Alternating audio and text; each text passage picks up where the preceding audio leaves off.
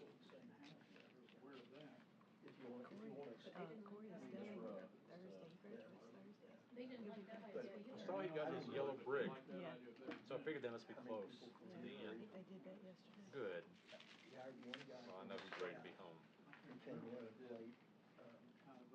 and this guy used to work in the police house, so he hired him back in the summer, moved him from his staff to Did you get stuck with jury duty? January. I did indeed, yes sir, yeah. Well, they didn't ask us, it was already taken, ready, since I got the notice I was gonna be on the jury. So that's when. They have about 200 here to choose from, so it'll circulate out, we'll have to go every time. Everybody kept saying, well, you know, what for Sarah, and that was a big question. Again, and she's doing exactly what I expected. Oh, yeah, she's wonderful president.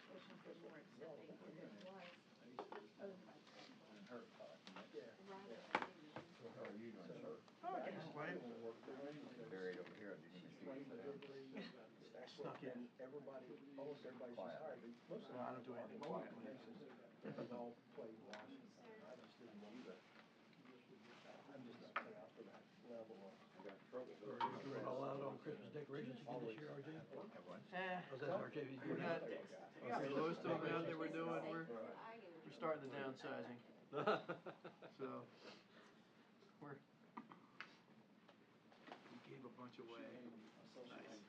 Have you seen online on Facebook, somebody made it look like that, somebody was hanging from the rafters or. I saw that. That's back and forth. fantastic. Moving back and forth. Oh, okay. That's all funny when today there was a bunch of inflatables laying on the ground and a Yoda was in the middle blown up with the lightsaber. Oh, that's I'm like, that is brilliant. Well, he's probably. Someone did that in Long Mile Valley. Okay.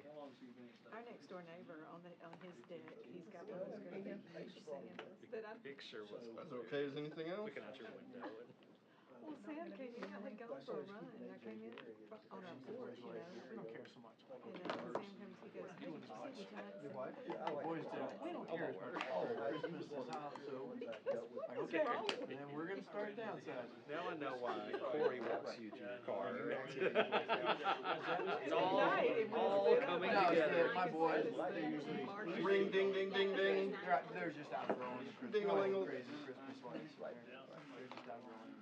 We'll go ahead and start the budget meeting. And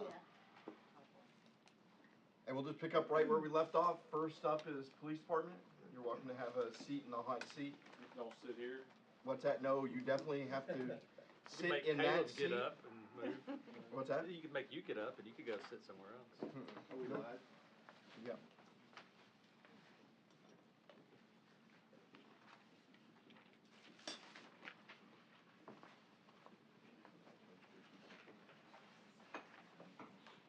Oh, hey. Corey Pickard is watching on YouTube. Ah. Hello, Chief Pickard.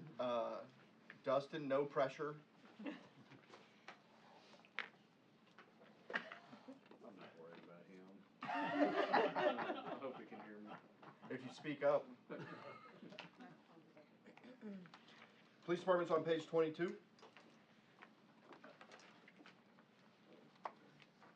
Floor's yours. All right. Well, just want if I don't know you, I'm Dustin Ivey. I'm the patrol commander here. I've been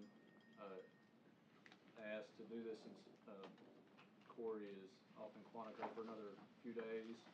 I've been interim chief since he's been gone, and I told the mayor several times I appreciate him letting me do this, and hopefully I've served the city and department well. He's giving me a funny look. So we've had a few little issues here and there. So, Not because of you. just hopefully not because of me.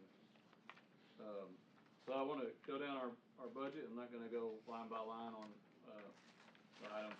I want to hit our asking points. We did cut in some line items from last year, but I want to touch on some of the bigger capital requests we've had and personnel requests. So I'll start with what I feel is really important to us, which is we're asking for 2 police officer positions in addition to what we already have. So right now we have 38 sworn positions.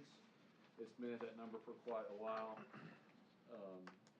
We have 12 civilian positions, but we're asking for sworn. 22 of those positions are patrol officers. That's not including myself, with really 23 in patrol, but 22 on the streets. What we're wanting to do, and the chief and I have talked about over last few months, is eventually get to 44 as our number of sworn positions.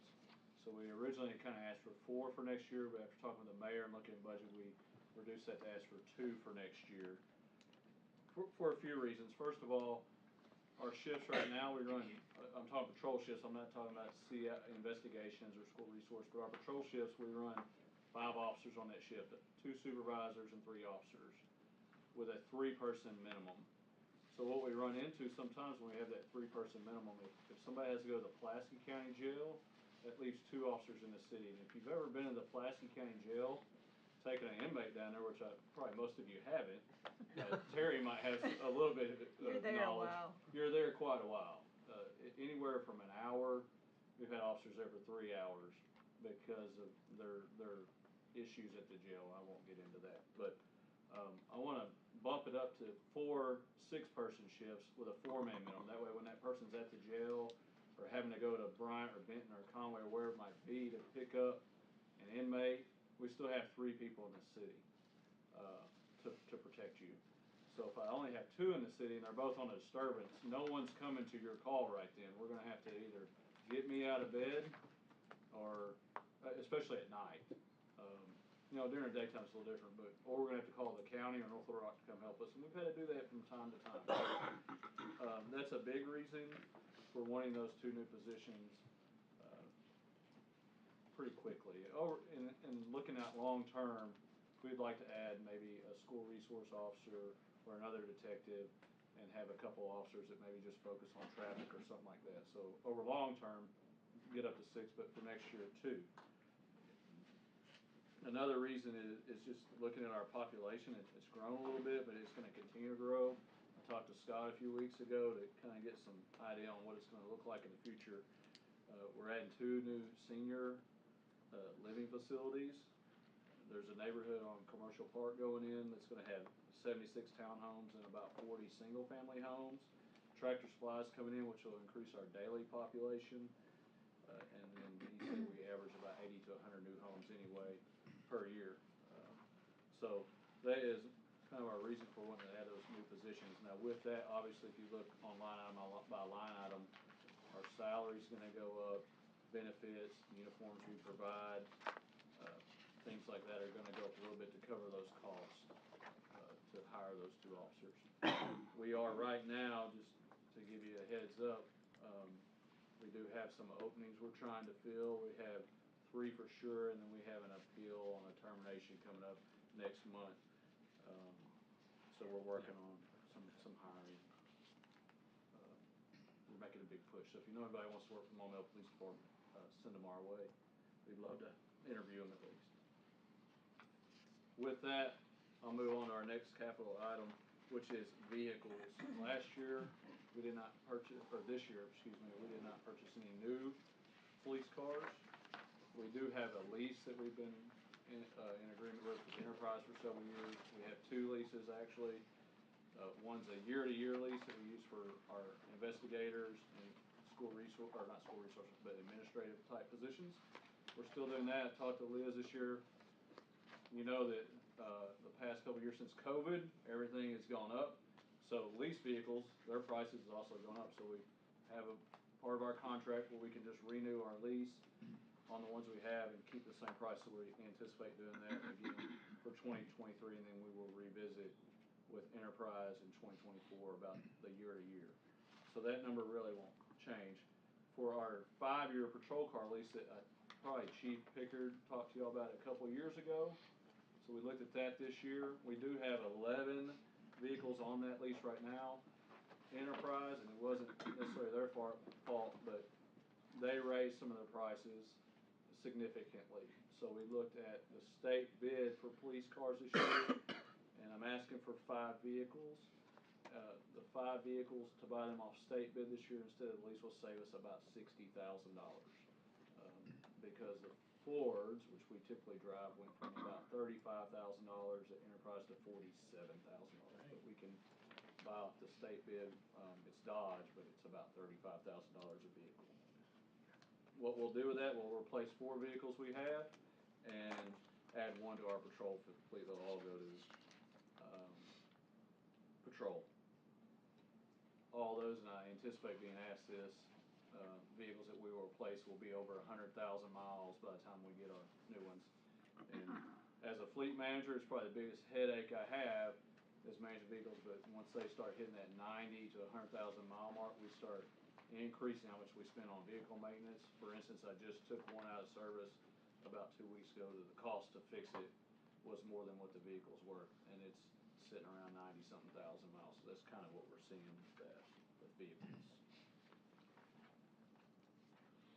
Couple things that I could add, please, Captain Ivy. So one thing to keep in mind with police vehicles is they spend an awful lot of time idling that is not reflected in the mileage, as one thing. And then of course when they're driving in town, they're often getting on it in ways that you and I don't drive in town. And it's 100% or it's 98% city driving, and it can go from sitting still and idling for 45 minutes to hauling tail across town. And so it's a rough 90 or 100,000. It's not how my car would be at 100,000 miles. It's not how their personal vehicles would be, but they're work vehicles. So I just wanted to add that in for those that just hear that mileage and think of other things. It's a rough 90, 100,000 miles. They run for 12 hours at a time, and it's hard for the officer to turn the vehicle off. That's probably one of the biggest phone calls I'll get in my position is, hey, your guy was eating lunch, why was his car running? Well, he's got this equipment and his computers and things. He turns that off when he gets back in the car. He's got to reboot all that. It's time consuming, and we rely heavily on those computers in the car. So they just run. And to be able to cycle those out at about a 5-year gap, it really helps us, and it saves our maintenance. And that was kind of my next talking point was maintenance. We tried to reduce it for this year to see if we could get by with it since we have somewhat of a newer fleet, and it kind of bit us a little bit. So I've asked to increase that a little bit. It's not as high as it was in 2021, so I kind of met in the middle with the vehicle maintenance, or what we're asking for. And I was going to add on a little bit too about the lease program. What Captain Ivy and even Chief Pickard before he left and the mayor and I have talked about is we're not saying the lease program's done and gone. We just kind of need to look at it year over year and figure out what is the most affordable option for the city at this time over the life of the vehicle. And current market conditions on vehicles this year told us buying was much more cost effective than leasing. So we may come back next year with a proposal to add vehicles back on the lease program if that's the right option this time next year.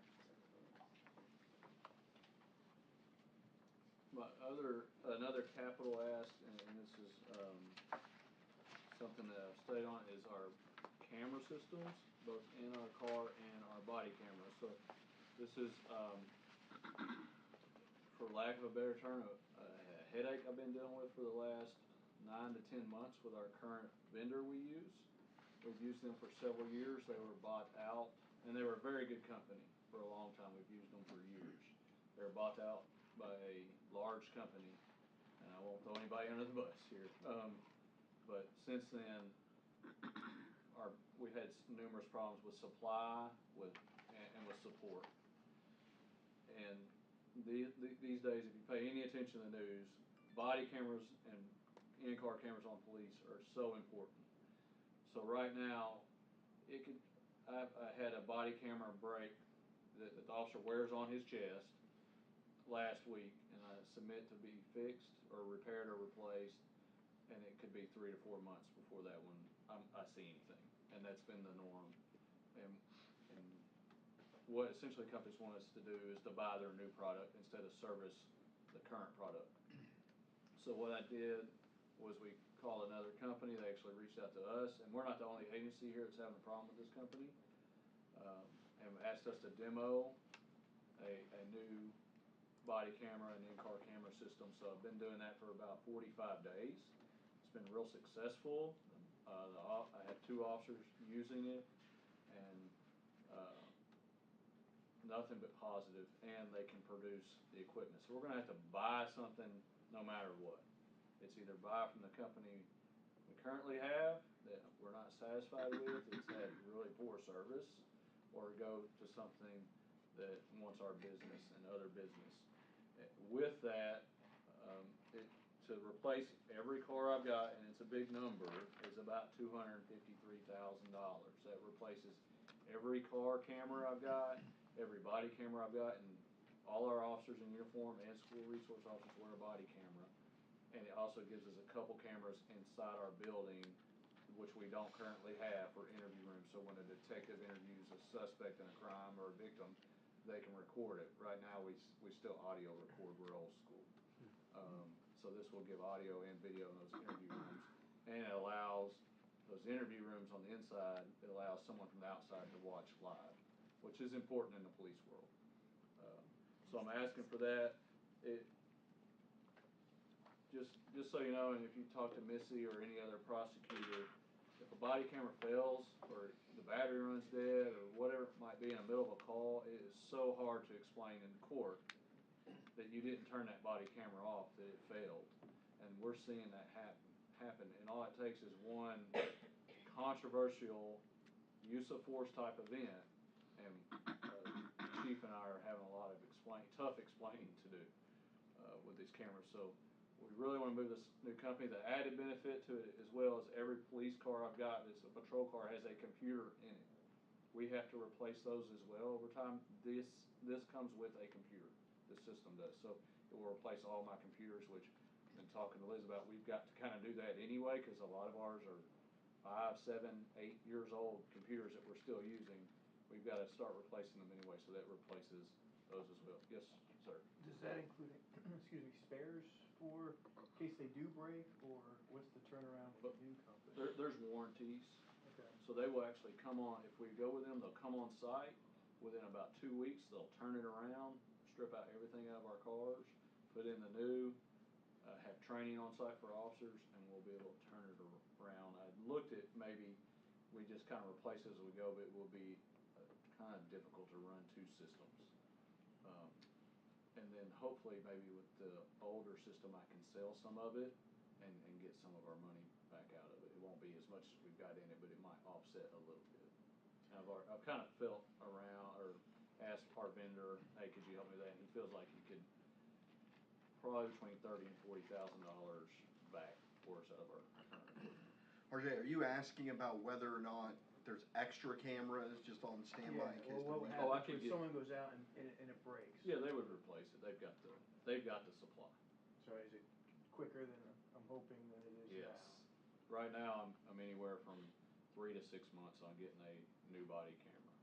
As a matter of fact, so this is the body cameras we bought are GPS rated. They're the top of the line body camera. What they're replacing with is, it's almost like I went and bought a decked out Dodge Ram and it broke, and in return they gave me, a smaller Dodge pickup that doesn't have power locks and power windows. That's kind of what I'm dealing with the body camera. It still records, but doesn't have all the same bells and whistles. What's the ongoing cost if we add fleet, add officers? What's like the per unit cost to outfit another patrol car or an officer? A police car is running us around with the car. It's like a Dodge Durango, is about $35,000. The equipment's going to run 15 to 20, depending on what we're able to use. So about 55,000 to 60 a vehicle. So I'm sorry, just for this system is what I was referring to. This system, Like the body cameras, yeah. well, it's 253,000. That would cover 22 police cars, and then you have to have a cloud and warranties and things like that. Okay. So I have a full breakdown at the office I could bore you with for hours. 2 cars, though, that's a lot That's of a lot, cars. yeah.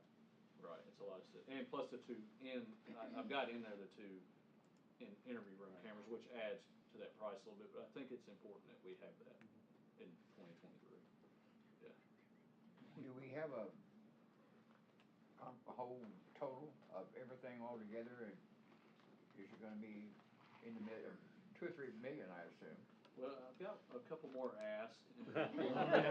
We're not done yet. We're not quite done.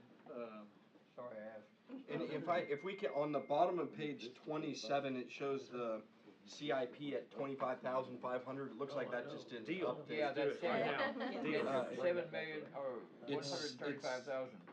Yeah, it's actually $713,500 is the capital ask. Oh, And I'll explain the other, number. I missed a formula fix. I'll explain the other, the bigger ones. Fuel cost, you'll see a large increase in that. Fuel prices are high. You all know that. You've driven by Kroger. We have to get gas as well. Not much like we can do about that. Our roof, our building was built we moved in 2010. We're still rocking the same roof and it's leaking. So if you come in my office when it rains, you'll see water come down the wall. It's about $25,000 to replace that roof and fix the paint on all the back walls of our police department. So we do need that. Our air conditioner, this has been an ongoing issue for several years. We've tried different things, but the evaporator coil needs to be replaced. That's $15,000. We've been putting Freon in it as needed and just needs to be replaced. Again, our building's now going to be 13 years old, so it's time we got to start fixing a few things here and there. Software, you're going to see that in the reporting software system upgrade. So, and this is a little long-winded, but essentially the state came in and said all dispatch centers are going to consolidate by January 1st, 2025. You don't have an option. So start working it out. There's going to be PSAP, it's the Public Safety Awareness or Answering Point, PSAP. So they said we're only going to give so many licenses. So everybody in the state that wants to run a dispatch center right now can. They're changing that. So what we did, we are consolidating our dispatch center with North Little Rock and Sherwood. We have to do that by 2025. We are well in the process of doing so. With that, North Little Rock and Sherwood both use a software system for reporting called Southern Software. Of course, we don't use that, so we have to start using that. So we want to move to that next year. The reason we could wait to 2025, but that would be not a good idea because it will take 6 to 8 months for them to build our software and convert our data over, and plus a few months training. So if we waited to 2025 to do that, or 2024, it would be probably October, November before we went online, and then a month or two later we're moving over. That just would not be efficient, would be effective, and we're going to have a big enough problem adjusting as it is. And so we want to do that next year, go ahead and move to that software. So by towards the end of next year, that gives us a full year to get used to that software, and then we can kind of focus on all of our communications are changing, the way calls are dispatched are going to change in 2025. The way our employees work, or civilians, and that's a whole nother story for another day, but it's almost a must that we change that software. It's about $140,000 to do that. And this is something that we've talked about for the last several budget sessions. We kept holding off on making the change because we weren't sure who we were going to be consolidating with and therefore what systems we'd have to change to. I think we were originally looking at about $350,000 is what we thought it was going to be, but we're looking at $140,000 and it's 2 years later. So just a reminder for those that have been here for a while. This is the software upgrades we were talking about needing. And that we had a quote last year for this software that we've been pricing out. It did go up a little bit from then till now, so I don't want it to go up any more if we wait, which it would. So it's important that we do that, get our officers ready for that consolidation here in about 2 years. And let me just give you all a heads up. That means currently if you dial 911 and are in Maumelle, you will most likely be sent to the Maumelle Police Department, who can take the 911 call and dispatch our police and fire, and then it's transferred to MEMS for the follow-up medical.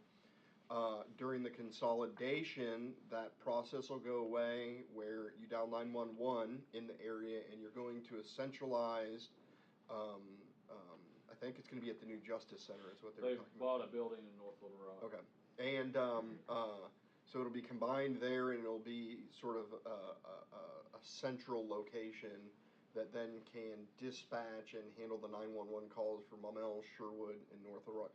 Determining who those three cities were, it's been a fun battle for a little while. I say battle because there's some cities that wanted in, and we kind of, the three of us kind of, or, you know, Maumelle, North Little Rock, and Sherwood kind of banded together and kicked some other people out and bullied them. And a little bit facetious. There will be 3 for the county total. Right, we'll have one, Little Rock will have their own as the largest agency in the state, and then Jacksonville and Pulaski County are gonna have one. So Will they hire our dispatchers? They will, so that's something we meet, I've done it, Corey's been there, we've got some, David Collins has done, we meet about once a month to work on this. They will hire our dispatchers, and they're trying, there's some things we're working out with mayors and attorneys and things to try to keep their seniority in line, the pay right, benefits, it's something, human resources, it is a complex process that we're working on, and then we still have to figure out what we're doing to have someone, we're still gonna have civilian employees as well, and we're correct me if I'm wrong, Mayor, we'll lose some dispatch funds. We'll lose the 305. 305,000. Right. So it is, And the Interesting. responsibility to pay for some of those dispatchers, we're still working out how those Right. transfer, because you need someone at the department to verify warrants and handle walk-in calls. somebody walks in or a fight in the parking lot or whatever it might be. So and the fire departments are doing this as well, so you're about to hear this again, I'm sure from Chief Buford maybe, but it's all 3. So we feel like we've got a good plan with North Little Rock and Sherwood. We're doing some other things with them. We're starting a police academy with them and some other training and things. So I think it'll all tie in nicely. Just hopefully they don't float their submarine down the river and take over or something like that. I don't think they'll make it very far. That's coming. It's gonna be, it's kind of difficult on both sides. On the officer end of it, gonna have to learn to communicate because we're gonna have to adapt to North Little Rock's codes and radio talk, and then just from a personnel and benefits standpoint, but the software's part of it. And Chief Pickard just sent me a text saying we'll also serve as the backup PSAP center to North Little Rock. Correct. We're working on that too. Part of the plan. And on YouTube, he said, should a natural disaster or other emergency occur, we would be able to seamlessly transition to answer those 911 calls. Oh, and he just sent me that on text. Wanted to Make sure you saw it. How is your manning now, and how, because police across the nation are hurting for manning, and how realistic do you think you're gonna get, or how quickly you're gonna get the bodies? For a police officer, Yes, sir. it's tough.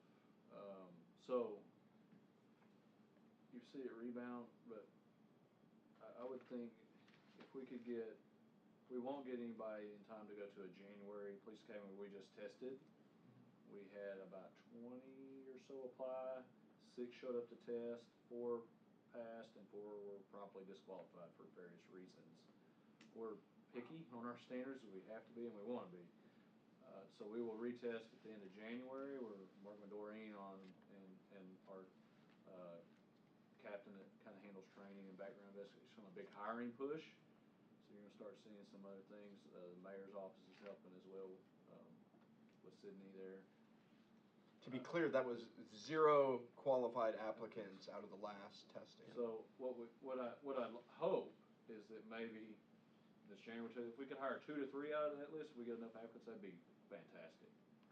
Right now, we have one in a police academy. We're running a little short because of a few personnel issues. So we had one that was retiring. We kind of knew was coming. His last day is January 1st. We've terminated 2 recently, and then we had one kind of unexpectedly resign on us in the last week or so. So 4 slots down at a 38-person department's a lot. RJ, that's also why it was easy to cut their request in half Right. without much argument, because they were like, I don't know that they'd be able to hire those 4 over the course of the year plus the vacancy. We would look at 8 over the year. Realistically, I hope we can hire 6, over the next year. But we're gonna make we're trying some new things to make a big push. We're trying to stay competitive with some other things too. police officers, do you get many degreed individuals, college degrees, or how does that work out? Are they more apt to pass the test? It varies. I don't know the exact number. Some of our officers have degrees, some don't. Some of us, like me, I've been in college for a long time. I could be a doctor 3 times over probably, but it varies. We like veterans, and we like to be diverse as well. So we try to recruit. And, I don't know that the degree is what's deciding who's a better officer or not.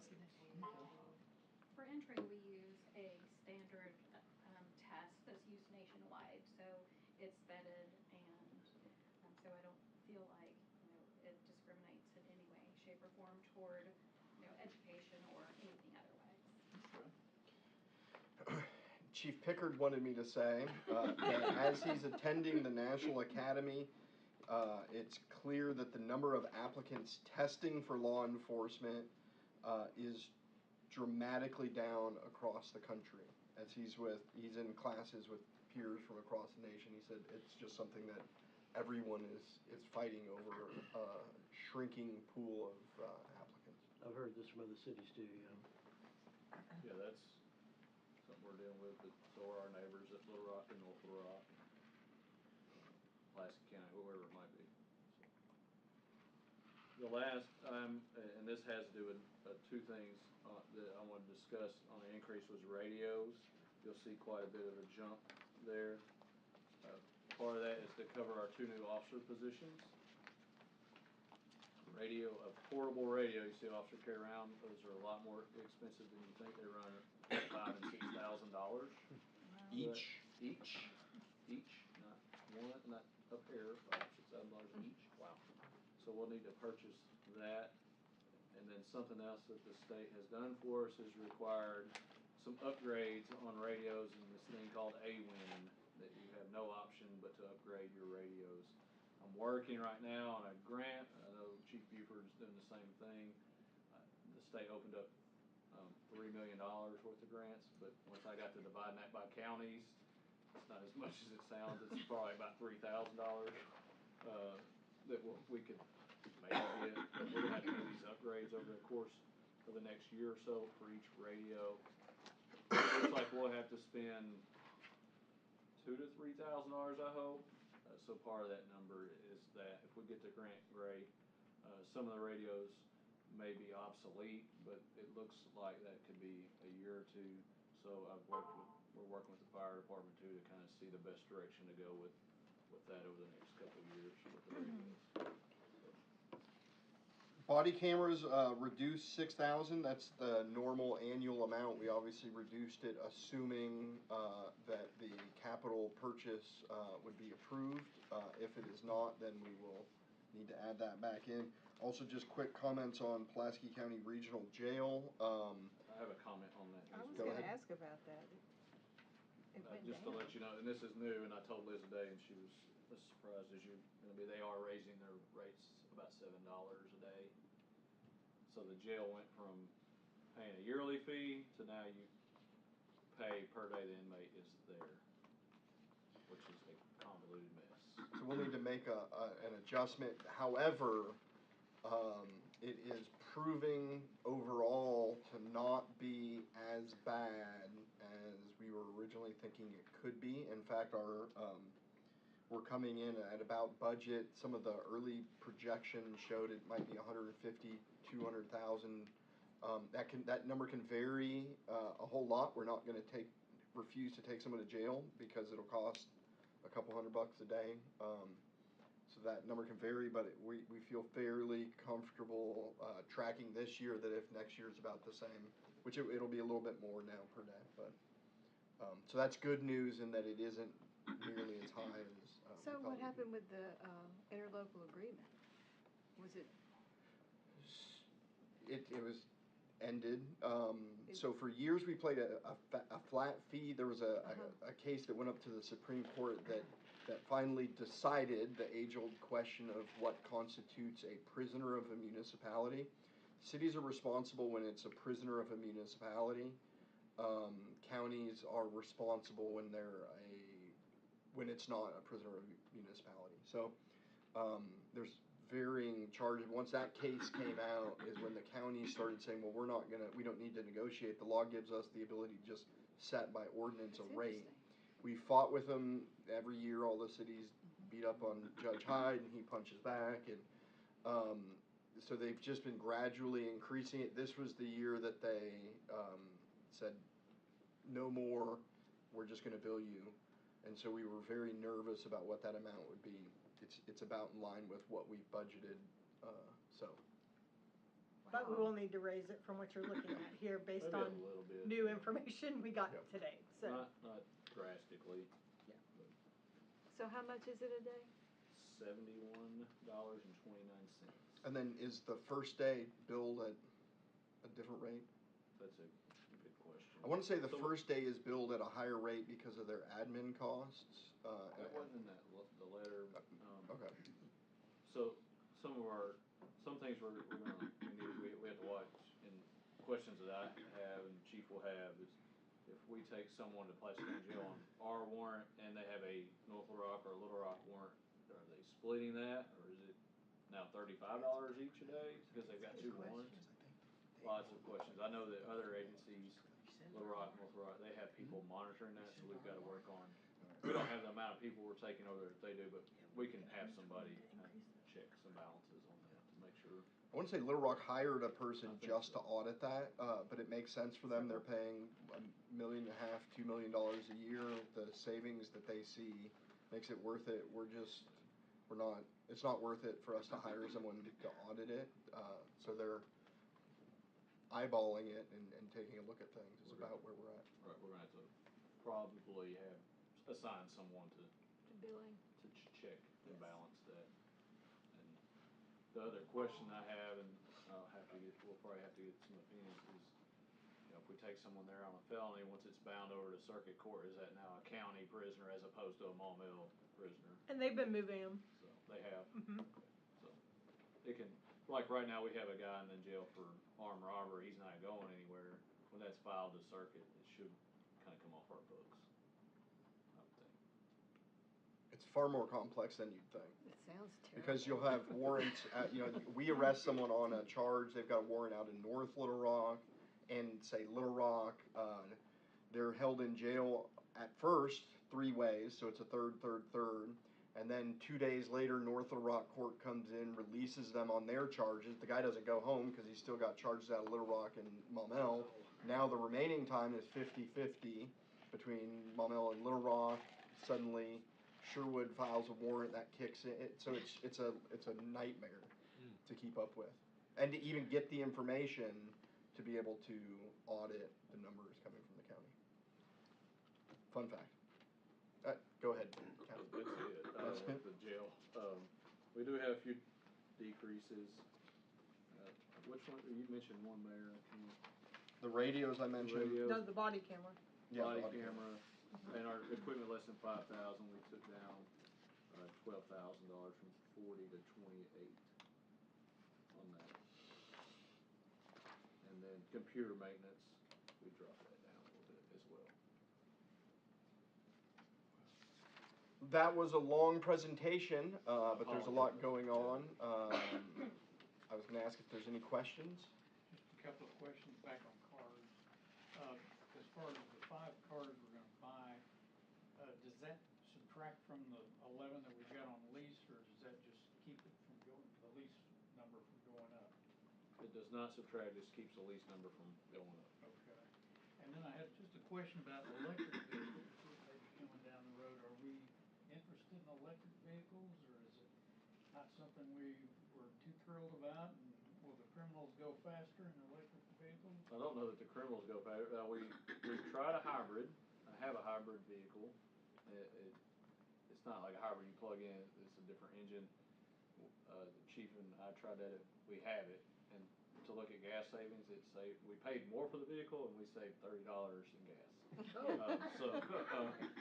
That failed a little bit. And I know there's been some national studies for police departments looking at going electric and stuff like that. right now, I think the cost of the electric vehicles is still very prohibitive, plus having infrastructure for charging stations and things like that, that's just not in place in some areas. So, I think Clarksville has a couple of Teslas they're trying. I have to ask them how they work. I'll take one. Me too. Yeah. Mark Delphi's used Toyotas for 10 years now. Toyotas. It's it seems like every day or every other day that I get a text message from Chief Pickard with an idea that he's picked up or something that he's talked to someone else about. So who knows? Maybe there will be e-bikes coming down the line with some nifty uniforms, I'm sure, to go with it. But, Bill. any other questions for Captain Ivy? That was a great presentation Thank you. for the police department, even without the rude guy on YouTube texting in. That was super. He should be enjoying his last few days without working. I hope he is. Because he's coming back and you're taking vacation Dustin's going on immediately? vacation Okay. soon. Nice. Any last questions? All right, Thank you, Captain. Thank you for your time. Next up is planning and permits, and that'll be on page 48. And Scott, if you take that long, I'm just gonna roll your chair out into the hallway.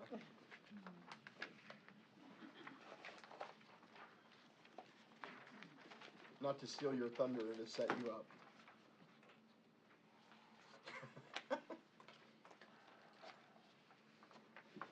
And if you see me cheering when you get hard questions, it'll be revenge for your behavior in last night's city council meeting. So here's my presentation. I reduced my budget by $9,224. Any questions? Congratulations on running a profit center in the year 2022, by the way. Well, that's the goal. I mean, we just have, I'm not gonna tell you how we're making that happen because, Probably involves some large projects. yeah, no, actually attracted, so I guess I won't elaborate on a lot of stuff, but I will say that when you look at our budget, if you wanna see how the city is growing, look at our budget, especially our revenue for, 2022, 603,000, which is over $350,000 more than projected. Now, keep that in mind, that was Tractor Supply, 1 million square foot facility, over $200,000 revenue. That's an anomaly. Doesn't happen all the time, but we're still $150,000 above budget because we have a lot of commercial industrial activity that's going on. We're growing as a city. Our housing starts, it's not necessarily due to that, it's due to our industrial, which typically goes whenever you have a housing market that is in flux the way it is. Not too sure how that's gonna pan out next year, which is why the budget for revenue is still low, but our goal is to keep push, and I think we still have some great opportunity there. Otherwise, my expenditures have modified here and there. We've got some books we gotta buy for update of codes and training and whatnot, but that's basically it. Any questions for Scott? The code enforcement officer, it's down 34,000 and the projected salary is 68. What, it's gonna go down, I'm sorry, it's gonna go down, cut in half. What's the deal on that? Well, you're looking at personnel? Yeah, under personnel. Well, so we had my deputy director resigned this past year, so our salary reduced. We replaced our code officer at the same pay scale as previous, and I promoted from within, so we ended up having a reduction in overall salary costs.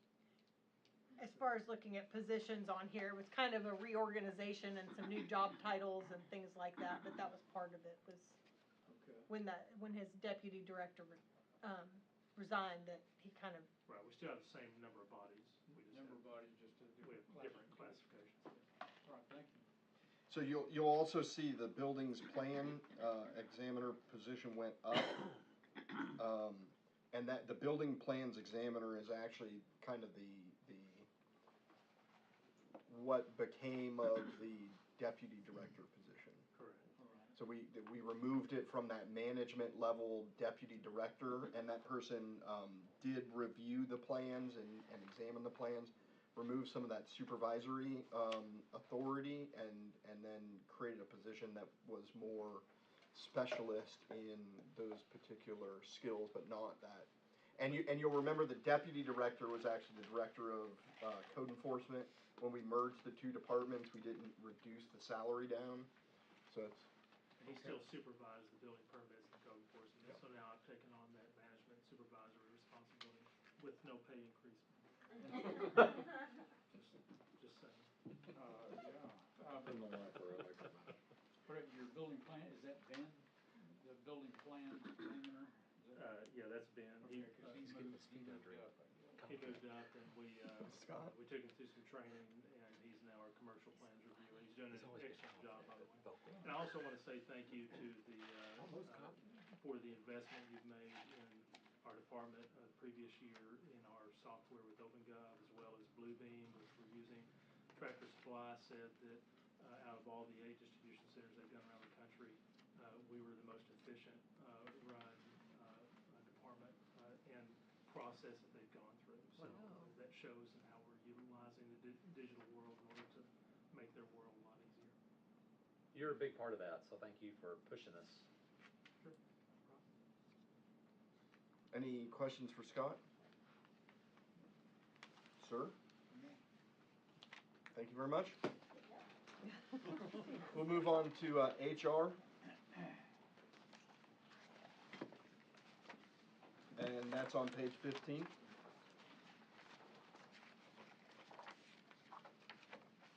We'll skip all the fluff and turn to page 16.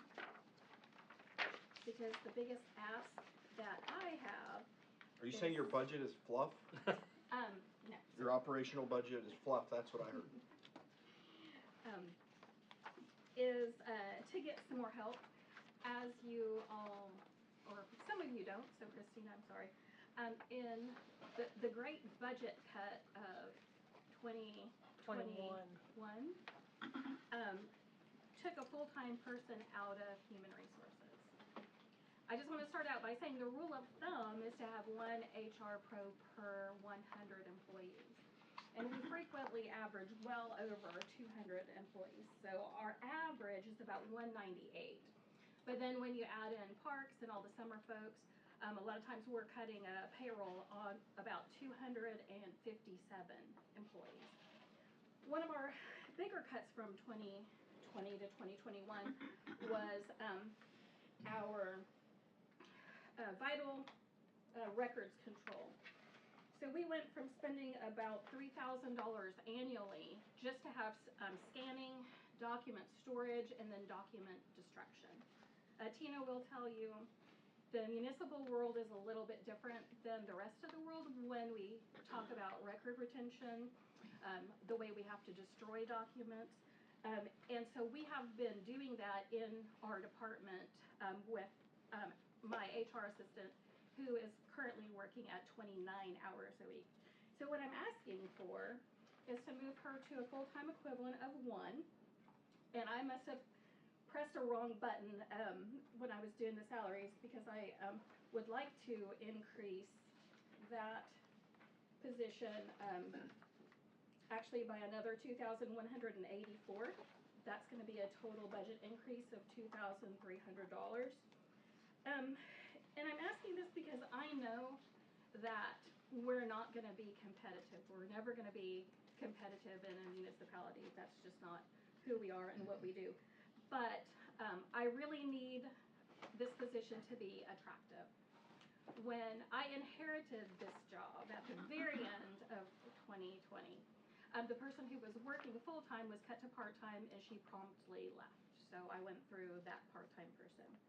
My next part-time person that I hired had a baby and couldn't afford to come back. So now I'm on my 3rd hire. So that doesn't look great with this kind of turnover in HR. So really all I'm asking for is an increase to that full-time equivalent. And that's about all I've got. Any questions for Dory?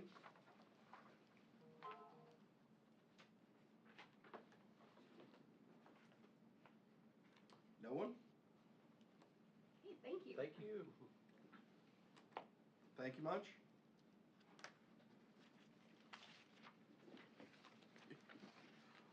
I bet bet Chief Buford can't beat that time. Oh, absolutely not.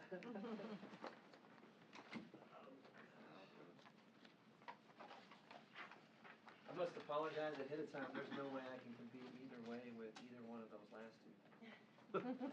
And I may have over-prepared. I apologize for that too. So I did prepare some books to go over with some of the asks that we have, if you'd like to look at it or you wanna look at it. Thank you for doing that. I'll try to go as quickly as I can and be efficient as I can.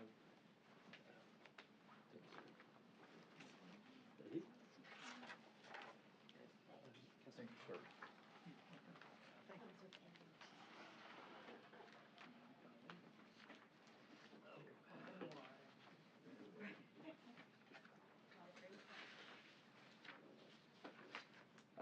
I'd just like to start, I'll go through the book, I'll try to go quickly as I can to highlight. These are the main things. If we're asking for an increase, it's in the book, or if it's a capital request, it's in the book, or a personnel request in the book. At the end, I also did put a timeline of where we are now and where I kind of want us to go, so that this is where we're trying to head, this is why we're trying to do what we're trying to do. But on the capital expenses, similar to the police department, Captain Ivy and Chief Pickard, we have some requests. The first one is, we also had a building that had been leaking for a few years. The roof leak is fixed, but the water damage is still there. So the first ask is to repair the water damage and make it look like an actual engine room again. So that's the first request. It's $10,600. The second request is similar to what Captain Ivy was talking about. We also are involved in the PSAP in the move to 2025. Our piece is a little bit different. We have station alerting, so when it goes through the CAD, it goes through the dispatch, when they make the conversion to Southern Software, it sends a signal to the fire stations to open the speakers and to turn on the lights and to do those type things and to give the dispatch. When that conversion is made, our system won't work. So we have to do a conversion also. And so this conversion is through a system called Zetron. And we're trying to get ahead of it, just like the police department is trying to get ahead of it. So this conversion to the Zetron will allow us to go ahead and make that conversion so that the speakers will open up and the fire trucks can be dispatched. So that's $36,410 for that. I did want to point out, I know it does seem like a lot for police and fire for this, but the North Little Rock piece is going to cost them about $10 million because they have to completely revamp their system in the Blue Cross Blue Shield building that they got. The fire department just spent $375,000 to do the same thing that I'm doing, but because they are the host, ours doesn't cost quite as much. So they are incurring quite a bit of the cost. The third request, we have a 2010 pumper. It's our backup pumper. It is leaking tremendous amounts of oil and transmission fluid. We've tried to isolate it. We've had multiple people look at it. We cannot find exactly what's wrong with it. And so we had an independent person come look at it, and they said it needs an engine rebuild. And rather than just trying to get a whole new truck, it's about $20,000 to get the engine rebuild. So that's, we're asking for $20,000 to rebuild that engine. It'll give that engine company some more life so that we can use it.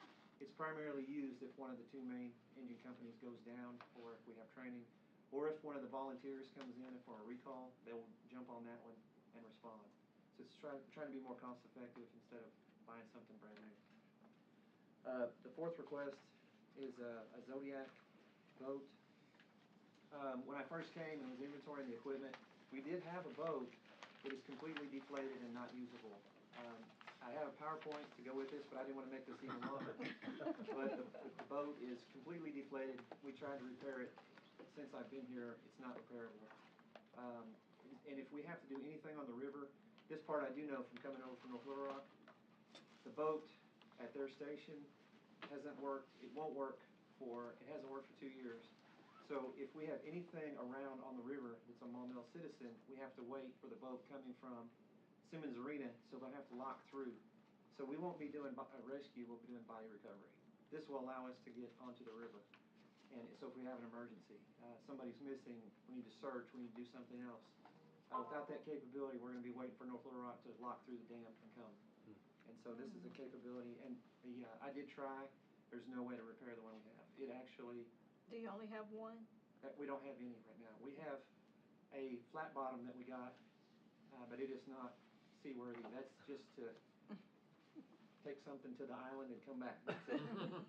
Fishing. Maybe we could fish on it, yes. But that would take care of that need.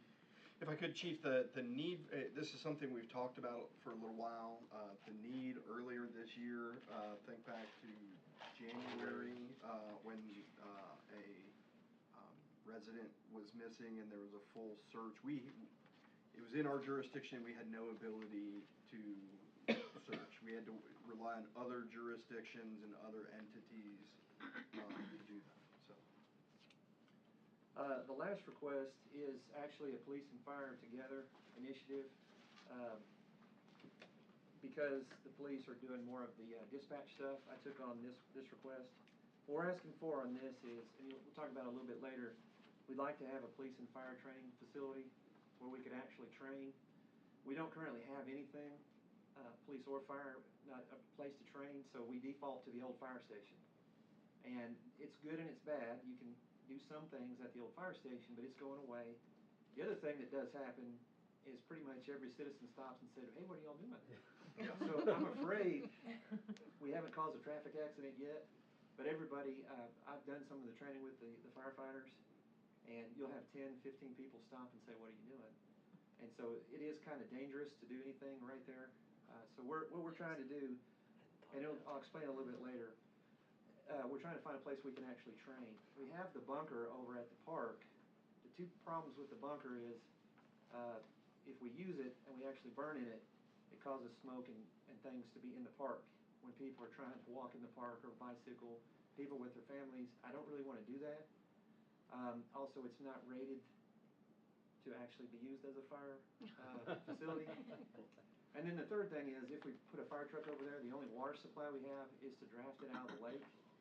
And we'd be drafting trash, everything else, and it'll tear up the impellers. So what we're trying to do is this year, or 2023, we're trying to get an architect, engineer, try to find some land that we can do this cost effective. So this is more of a planning for the following year, but we need to actually do some research and come back to the mayor and to you to see what it actually is going to cost. And the one thing that is in our favor, I did just do North Little Rocks. I did North Little Rocks fire tower. We revamped and did all that. And we did it cost effective. We did it a little different way with a containerized system instead of a concrete system. A concrete system would be about $4 million. We were able to do that one for about $600,000. So we're looking at kind of doing kind of the same thing if we can find the land and if we can do this together. The police department has a need for a shooting range and a place to have classes and things like that. So we wanted to do this project together. So if we got this, I would work with Chief Pickard. It wouldn't just be me. It would be a joint effort. The other benefit could be is if any of the other departments ever needed a place to train, there would be a classroom out there so they could also use it if anybody else needed it. So it wouldn't just be only police and fire. Other departments could use it if they had a need to do so with it. I would add one little thing here because it's a little bit different from what we've done in the past. So typically you'll find our engineering costs for projects and things like that are often in our operating budget. They're not called out as capital. That's how Maumelle has chosen to do it, but the reality is that from an accounting standpoint, engineering and architect costs can be capitalized as part of the cost of the building when it's finally put into service. So with the current operating budget constraints, we made a decision this year to kind of call that out because it's not going to be a recurring expense that the city would have year over year. And so kind of trying to pull those out a little bit better as capital cost versus in operating where we have recurring year over year expenses. You have to build a building for the training, is it? Yes, sir. So we would find a location, probably between 8 and 10 acres, and it would have a fire burning center. And I can, if you all are interested, I will send you pictures of the one I just built for North Little Rock and show you if you're interested. I'll send you some pictures. The good news is I know how to design it now, so, and I have the plans. And so Chief Buford mentioned one of the ways that they can save money is instead of like a concrete building like you typically see, it's more like shipping containers that are sort of revamped.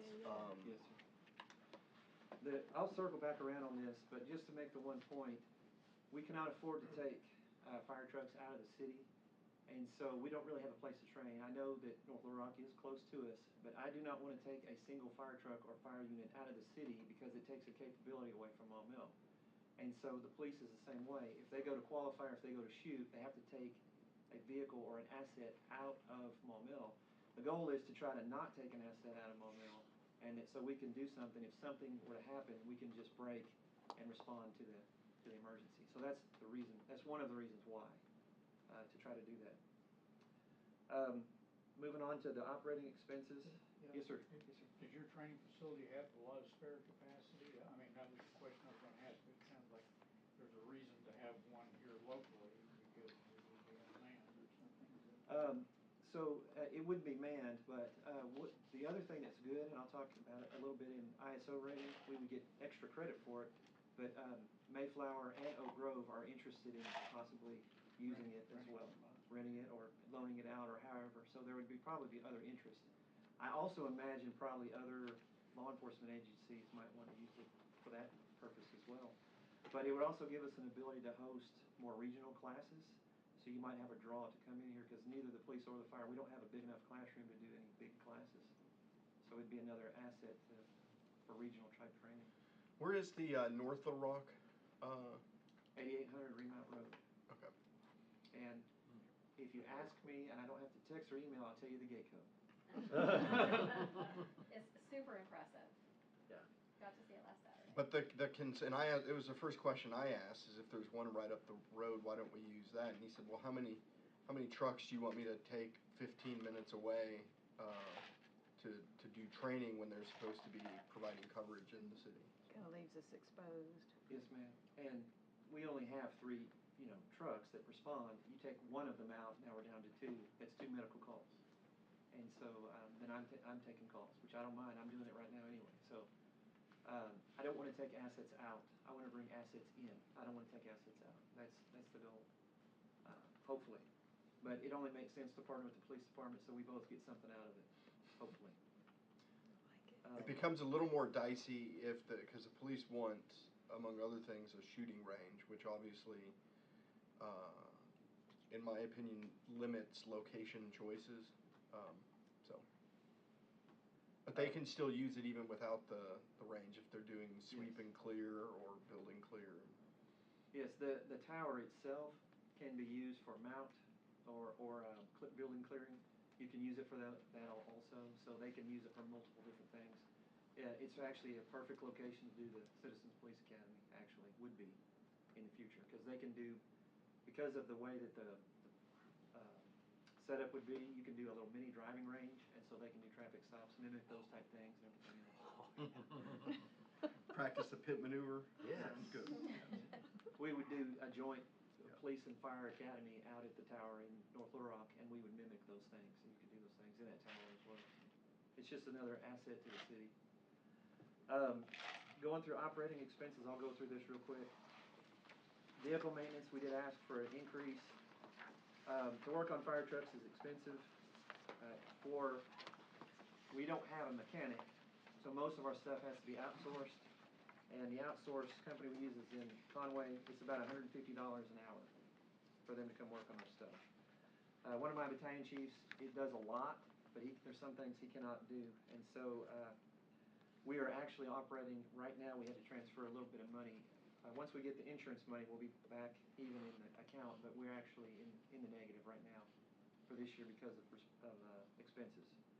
Not to interrupt, but are we to where there's no hope of us ever being able to get our own mechanic and have him take care of our engines? Yes, sir. I would love to ask that. I would love to be able to, for that ask. But the fire department mechanic, because you might ask, could we do that and have them service both police and fire? It's probably not possible though because the fire trucks are so specialized and computerized that we'd actually need one. but probably in the next few years, you'll probably I'll be sitting in front of you asking for that very thing.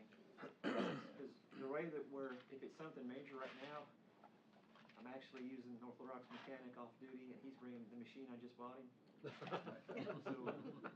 But with the money that we're spending, forming it out, Yes, sir. budget-wise, would it not balance out? I mean, economically, which one is better, to keep forming it out or grit our teeth and somehow another try to put it together where we have our own mechanic? Definitely, as we expand, it would definitely be cheaper to have a mechanic. I don't think we're just there just yet because we may not have enough apparatus to justify it. Okay. But as we move forward, absolutely, 100%. And I wish there was a way that they could service both police and fire, but the fire trucks are so specialized, it really wouldn't make sense, because that's a win if you could do both. Okay. But, Get that one guy, he's probably federal inmate. Thanks. gas, fuel, and oil, so that one's almost impossible. We ran out in September out of this line. I took the mean of the highest fuel consumption. The mean at the highest, it was because we use both unleaded and we use diesel. We use both. So I took the mean, and the mean of the highest peak month was June. Our expenses were $3,185, and then I put a plus or minus of 2.5, and that's how we got the increase to hopefully offset. Now, since we did this 3 months ago, prices are trending downward, but it can change in a minute, especially if the Ukraine situation ramps back up. That'll push prices back up, as we all know. So, electricity line, when I started looking back in this, we've been operating in a negative balance for 3 years. I'm just asking that we don't operate in a negative balance. Natural gas, we've been running in a negative balance for the last 3 years. I'm asking that we're not going to run in a negative balance. Office machine contracts, we've been running in a negative balance for multiple years. I'm asking to increase so that we're not in a negative balance. Janitorial supplies, when COVID-19 hit, we have to do a lot of cleaning, a lot of disinfecting, a lot of the different equipment. Everything that we do has to be disinfected and cleaned. All the janitorial supplies, all of the bleach materials, everything went up. Everything went up to a cost. And so all we're asking is this increase to offset that cost that's come up for that. Because we do have 2 stations, and it's not just for the stations also. Some of those cleaning supplies also go to the apparatus. So when they have a bad call, they have to wipe down the apparatus and clean those things out. Because we are the primary medical response for the city. And so every medical call in the city we are running on. And so we try to disinfect and clean those things as we go back in service for it. The professional line item, Dr. Mason is our medical director. He had an increase from $1,000 to $2,000, and that happened this year. I talked to him. There won't be an increase in 2023, but we have to get it up to $2,000 to actually pay his fee for that. The promotional line, just asking for a few $100s just to upgrade a program that we use for promotional testing. And then grounds maintenance. The front of the Central Fire Station is in pretty bad shape, so we're trying to do a project to make it look more appealing, I guess. We're going to do some brickwork and put some plants in there and everything else. They look like a jungle, and we've thinned it out and made it look a lot better, but we're trying to make it look a little bit more professional looking, because it faces Murphy, and every, I think, citizen drives by it, so I kind of want to make it look, when you see the fire station, that's the first thing that you see. So I want it to look professional. So that's what that's for. Moving over, personnel requests. So, and I'm sorry I'm taking so long. I apologize. No, it's all right. What I've asked for, and I realize I probably won't get this, but I'm asking for it anyway, just so that we can see where we are, where we're trying to go. Asking for 3 additional personnel at the rank of lieutenant in the first quarter, and 3 additional firefighters in the fourth quarter.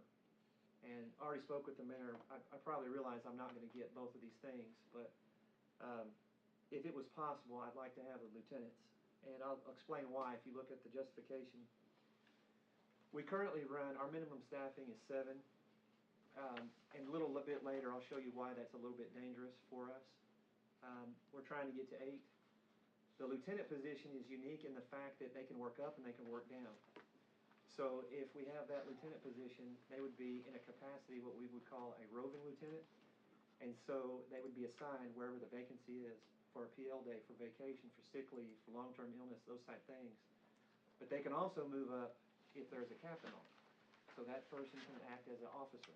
They can act as an officer at the captain level, they can act as a lieutenant, or they can even act down as a firefighter without any problem. So it gives us the unique ability to fill staffing needs. And what that does, it'll reduce overtime for driving positions. We also have a thing called out-of-grade stipend. And what that is when one of the firefighters moves up for more than 336 hours in a 60-day period, they get the lieutenant pay. This would cut that out and reduce it so that we'd have an extra lieutenant that would fill in and plug that gap, so we're not paying that out-of-grade stipend. So we're reducing overtime, we're increasing staffing, and we are reducing this out-of-grade stipend. And they can work all 3 positions. They can work captain, they can work lieutenant, and they can work firefighter. I also put in here one of the needs on a needs assessment that I did myself in the first 100 days. We're short instructors, so to be able to be eligible for these positions, they'd have to go to an instructor 1 class to help with training, a safety officer class, so that they can help on scene with safety, and a public information officer class, so that if the media is involved, that person can also interact with the media and they be trained to do so, so that the supervisor can actually focus on whatever the incident is if I'm not there. So we would have that. And then the new firefighters also, if we were lucky enough to hit a home run and get all 6 positions, the other firefighters would be the first step for a future fire station down the road. If you flip over the justification part, so we are governed by NFPA standards. NFPA standards just kind of says this is what the fire department should look like. These are different things, how many firefighters you should have, fire trucks you should have, and different things like that. What we currently have is on our engine companies, we have usually at our lowest staffing, we might only have 2 people on them. Sometimes 3. I've never encountered us having 4 because of vacation and everything else. And our truck company usually has 2, sometimes 3.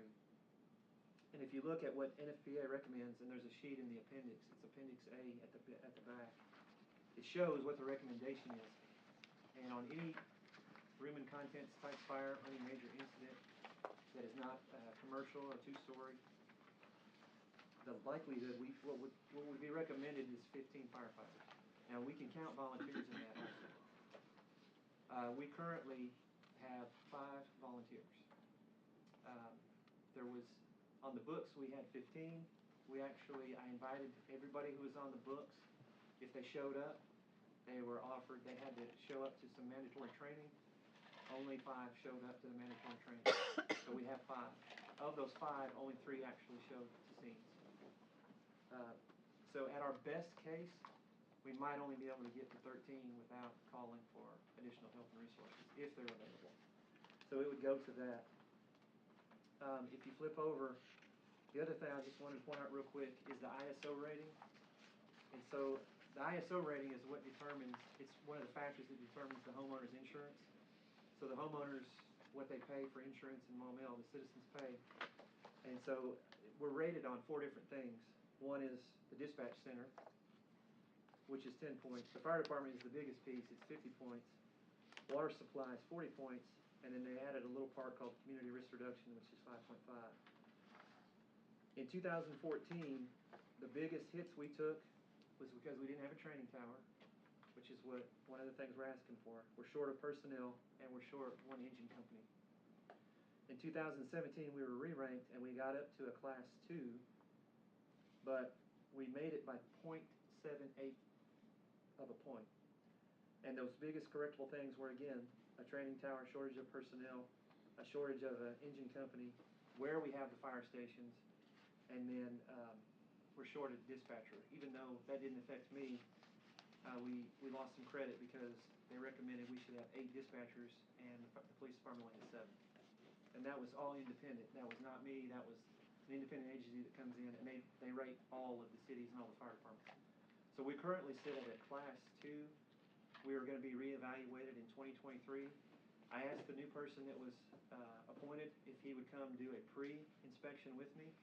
And so we're going to run every report I can manipulate as far as training records and things like that. It'll give us extra points. I'll do everything that I can to get our rating up. But as we annex and as we move out 365 and White Oak, we're going to have fewer water mains. So our water thing could come down a little bit. We're going to have more area to cover and more gaps in some of the service areas. So trying to get ahead of that and correct the things that I can correct. And so all the planning is going to this independent evaluation.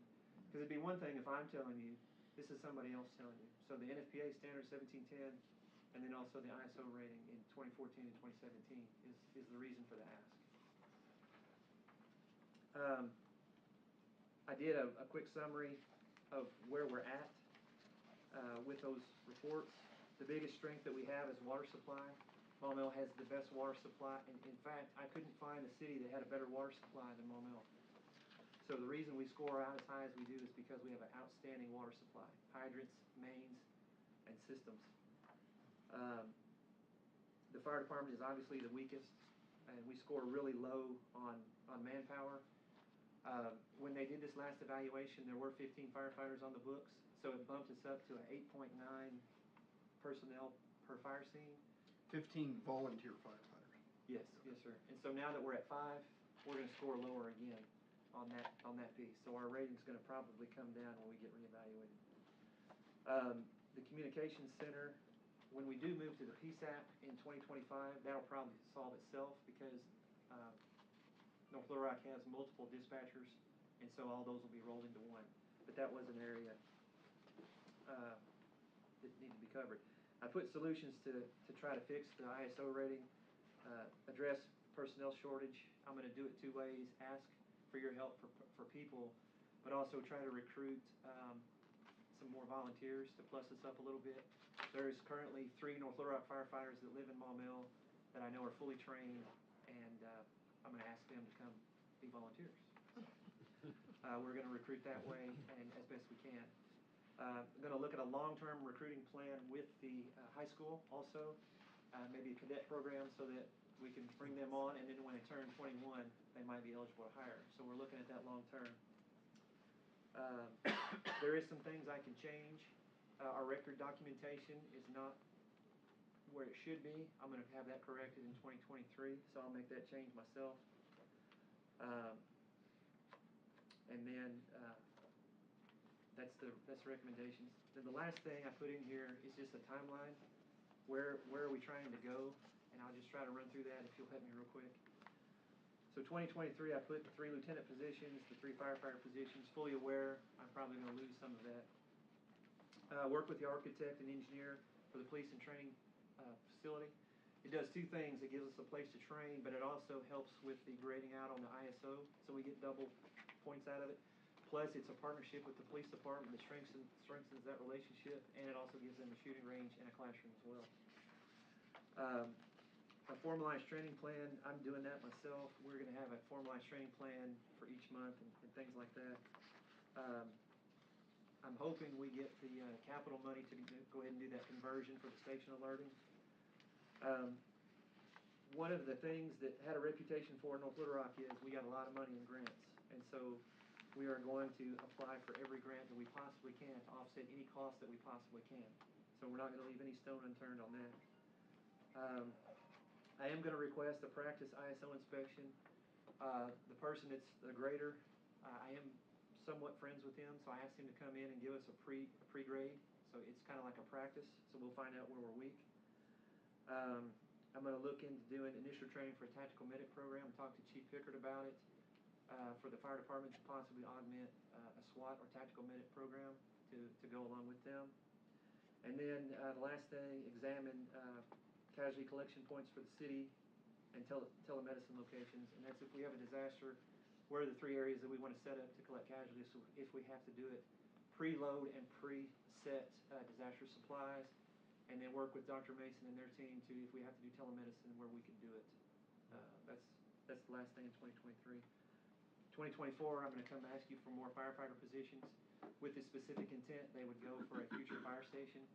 And so if we don't hire all of them at one time, then we're slowly building towards that. I'm also gonna ask for a full-time recruiter. That wouldn't be for just me, but it would also be for police. They would be 50% fire, 50% police. They could focus on recruiting. One of the biggest problems that you see that the police departments are having is finding qualified people because we don't have a recruiter. So if we're able to have a recruiter, we could get out into the community and find those people that we need, the diverse people, the people that are interested in being a police officer, and we're not just doing it as an additional duty, but also help with fire too, because the quality and the candidates that we're seeing, when I tested in 1993, there was 400 people. We had 8 people test. And the police department, you already heard Captain Ivy speak about it. I think if we had a full-time recruiter, it would make tremendous gains for both police and fire, but it would also be a representative for the city that could be into the schools, in the charter schools, and be a representative in a positive light for police and for fire. So 2024, I would ask for that. I'm hoping in 2024, we're building a police and fire training center. I'm also gonna request what we call a tri-data study. That study comes in and it tells you exactly what your needs are for fire departments. It'll tell you where your station should be, how many people you need, and it gives you raw data on that type of stuff. I'm going to look for land for a potential fire station and hopefully get it donated if possible. Look at specifications for one new fire apparatus if we're able to do it. And the reason 24 would be the reason to look at it is because it'll take about 2 years to get one if we start in 2024. Already talked about the ISO inspection. We'll be due for our inspection in 2024. So we'll actually be graded in 2024. So any gains we make before 2024 will help us with that grade. And then gather data for a community medicine program. One of the things, Nicole, that's at the Senior Citizen Center, she hit me real hard with a motto that Maumelle has. It's called Age in Place. And so one of the things I want to try to do as we increase our paramedic program is to find ways to service the community to help with that age in place. So is there ways we can send teams out to help some of the citizens that might have needs that goes beyond maybe just an ambulance so we can help with some of those type needs. And so we're going to be looking at doing a community medicine type program to help with that age in place initiative. 2025 would be the big ask for the rest of the firefighter positions that we don't acquire. I talked to the mayor about using the SAFER grant. We could possibly do that. We'd get 2 years. There would be no cost for the firefighters. If you hire veterans, you get actually a 3rd year at 75% of the cost for that. And hopefully we're doing an RFQ for a Fire Station 3 and a construction manager. And then 2026, I'm hoping we're looking at building a fire station. Last page is grant opportunities. We are going to be aggressive in the grant opportunities realm. Anything that we can possibly do. Some of the grants that I got in North Little Rock, the AWIN grant, we were able to get one of those before. We'll have to see when the state, what the criteria is. I haven't dove into it, but we got Firehouse Subs grants. There's a Blue Cross Blue Shield grant. I made the mistake of showing every department head in North Little Rock that grant. You can only get one for the city, so I'm not going to show any department head how to get that grant. I'm going to give it all to fire. And then my first year in North Little Rock, even though Walmart has what they call a community grant, and it doesn't matter if they're in your city or not. My first year in North Little Rock, I went to 20 different Walmarts in 20 different cities, and every one of them gave me $1,500. It doesn't matter what city you're in, they have to give it, and they want to give it to police and fire. And most people just don't know it, so we'll try those type things as well. The last 3 things are appendixes. It just talks about what I've explained, just so you know that I'm not making it up. Always want to trust but verify. It talks about 1710, where we're at. Appendix B is the 2014 summary for the ISO inspection, and then Appendix C is the 2017 ISO inspection. And I will be happy to answer any questions. Chief, it sounds like you just completely winged this. Oh, right no before you walked preparation. Yes, sir. Yeah, this is a real eye-opener, and this is a scary thing, like you just got through saying, that we are building and building and building and building, and as we go up 365 and fewer water lines and all that kind of stuff, so we really have that critical need for, between this and the police department, I thought we were, you know, just, on top of the world, but, by the time I heard both of them, you know, we're desperately concerned. Let me ask one question. Yes, sir. Back here on, request number 3, where it, the $20,000 for the engine on that. Yes, sir. Is that the engine that was, we knew that was, had a, I understood it to be $35,000 a couple, 3 years ago, and we bought the new engine instead? The $649,000, $47,000 No, engine? that's the new truck we bought. Yeah, I'm not 100% sure on that because I wasn't around back then, but. No, this is the truck we got last year, the new engine truck. Yeah, we bought, yeah, just last year. It's My not point that- was that if, when this one is set up and we get that solved, and I bet it can get done, what can this engine not do that the brand new one does? I mean, this was a sore Yes, sir. spot with me. I voted no on the new Yes, engine sir. for what it's worth. So, that's where I come from. I didn't feel like we needed to spend that kind of Yes, money. sir. If we can spend $20,000, $30,000 to fix the engine and be okay, because I drove around, I saw some of the engine that North Little Rock used Yes, sir. and knew they are not. So, I just wanna, Yes, sir. you know, everybody can throw the books at me if you want to. No, but, no, sir. And so, that's the way I feel about it. Yes, sir. I want you to have everything that you possibly have asked for, and that's where our budget has gotta go. Yes, sir. The one, the 2010 one, it is an older pumper and it doesn't have some of the newer features that it has.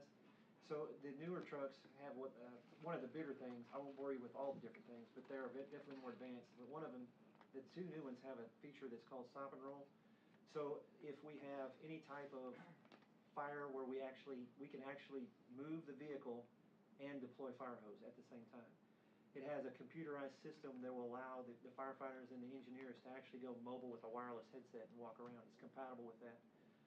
It has, the way the hoses are deployed, it has a different system for that. The way that the pump sits, it doesn't have the same problems that old E1 is. That 2010 is what we call an E1 pumper. They're pretty much not purchased anymore in Arkansas. Everything now is a Pierce or a Spartan or something like that because of the quality of them. They have quite a few problems with the pump. This particular fix that we're trying to do though is going to fix the engine. It won't fix, the pump seems to be okay as far as that.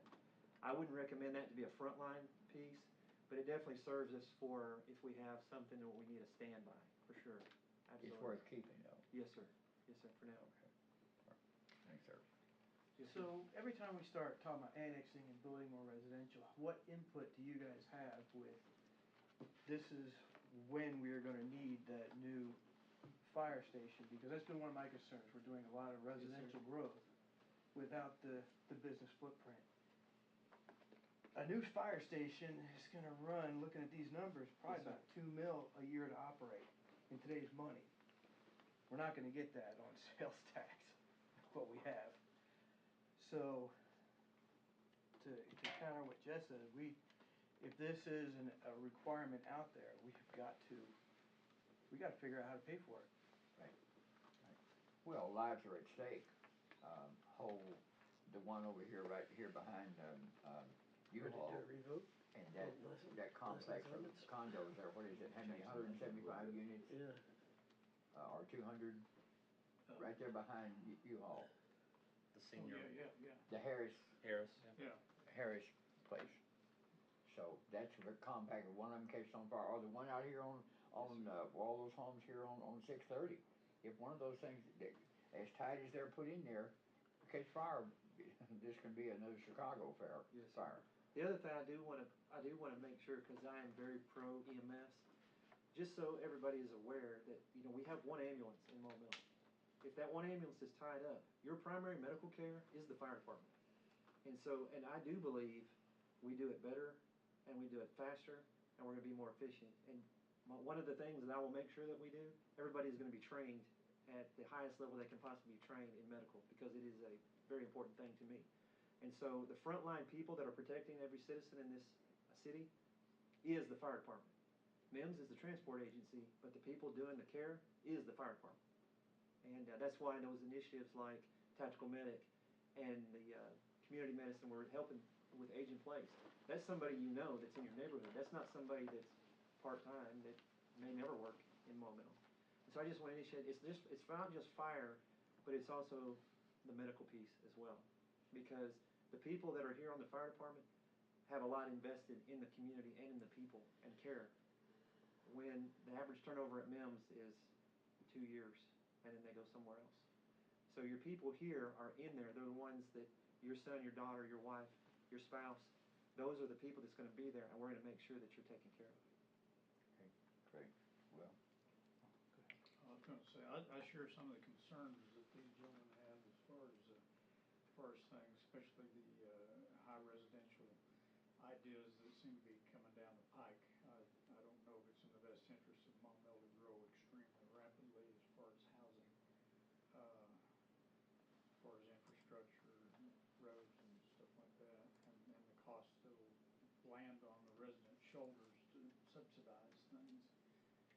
But one of the things I wanted to ask you is as far as, you know, you had some standards that entities look at and say you should have this many firefighters for population and that sort of thing. Now, our city is a relatively new city, so I would have to guess that we don't have nearly the structural fires per population as cities like North Little Rock, Little Rock, and stuff like that. Do these entities take into account when they're recommending certain staffing?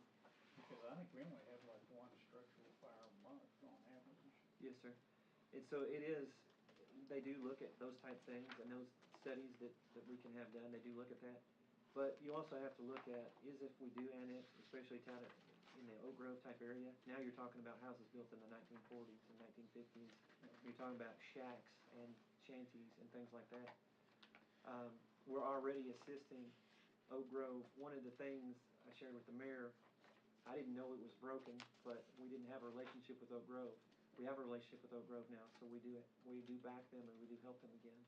So we are a little bit busier and they need assistance as well. But if you look at the way that the annexation could possibly go, is we might be annexing areas that they're covering right now. So the likelihood of fires probably goes up, particularly in the grass and forest type fires, for sure. But right now, and all newer housing, that sort of thing, you just don't have any fires.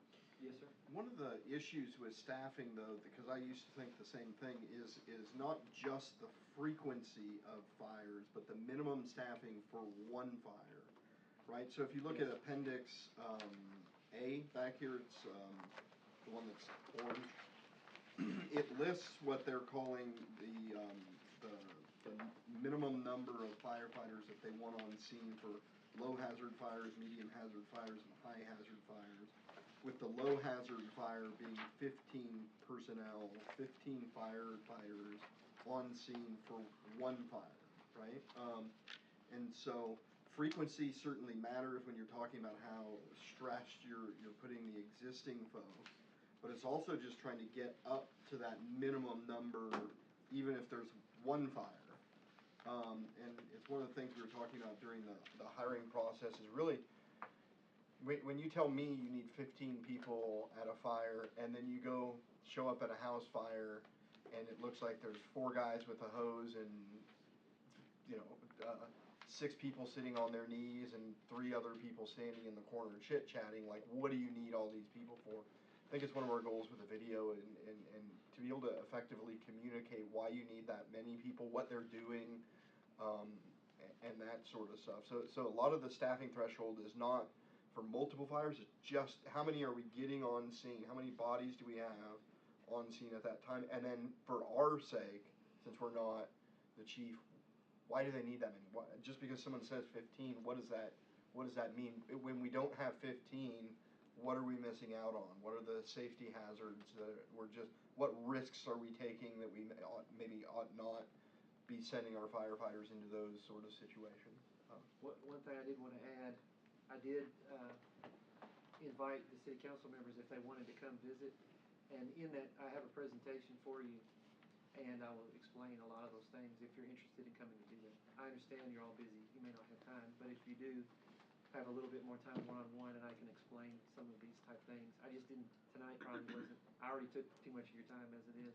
I'm trying to get free so I can take you up on that offer. Yes, sir. I'll be there. Yes, sir. You're not just responding to fires though. You're responding to fires and medical Medical, needs, yes, ma'am. medical emergencies and things like Yes, that. ma'am. So, Yes, ma'am. yeah, so when you do respond to, like a medical emergency, how many personnel do you send for that? Is it 3 to 4 or? It's usually one of the two engine companies, and they usually have two right now. Yes. But it would be ideal to have more to send. Yes, and I didn't anticipate it, but when we get too busy, then I start making calls myself. I have a full paramedic loadout in my vehicle, and I will make medical calls if we need to. And if it's something bad, I'll go on it myself. So how comfortable you with one ambulance when all the more retirement communities come online? We should have 2 ambulances, yes, sir. It's something I'll address with Greg and Chris. And that's not that expensive, is it? What is it per year for an ambulance that they charge? That, I'd have to dive That into varies depending on the, really their billables and how much they're getting. So we'll see when we get to citywide services, the MEMS fee this year is down. And that's not necessarily because there's fewer runs, but just because the way it balances out. I want to say, RJ, you may be able to help with this as you were on the GEMS board. I want to say they look at, if we were to add another one, I think it's 125, whatever their costs are, and then it's offset by any additional runs. But by adding an extra ambulance, I think they don't forecast additional billables, just extra redundancy. So effectively, they said they'll put as many ambulances here as we want to pay for. They're like, if you guys want 16 of them, we'll load 16 out, assuming they can keep those positions filled. But I know Chief Buford has a relationship with them. Yes, sir. Oh, yes, sir. One of the things that did change, though, since Faulkner County is now cut off and Pafford has Faulkner County, there is no intermediary. So there used to be an intermediary ambulance that serviced both Conway and Maumelle and Mayflower. That's gone now. And so one of the things I meet with, the one good thing that is, I don't know if it's good or bad since I'm so old, that a lot of the people that in the hierarchy of MEMS I worked on the ambulance with 25 years ago. And so all of them are friends of mine. So we do meet every couple months, and we do talk about those things. They know that I would like to have another ambulance because, especially at the height of COVID, the ambulances get stuck for about 40 minutes at the hospital and they can't offload. And then your only medical coverage is the fire department. And so that's what's so important that the fire department is trained to a high standard, because that's who's going to be taking care of you initially, for sure. And then just a reminder for those that don't know or haven't thought about it, of course, Chief Buford is a paramedic, right, not just an EMT, and then his background, at least in the Army, is on the medic side. So he's very medic and medical focused, and obviously firefighting as well, as you can do. But I mean, it was one of his unique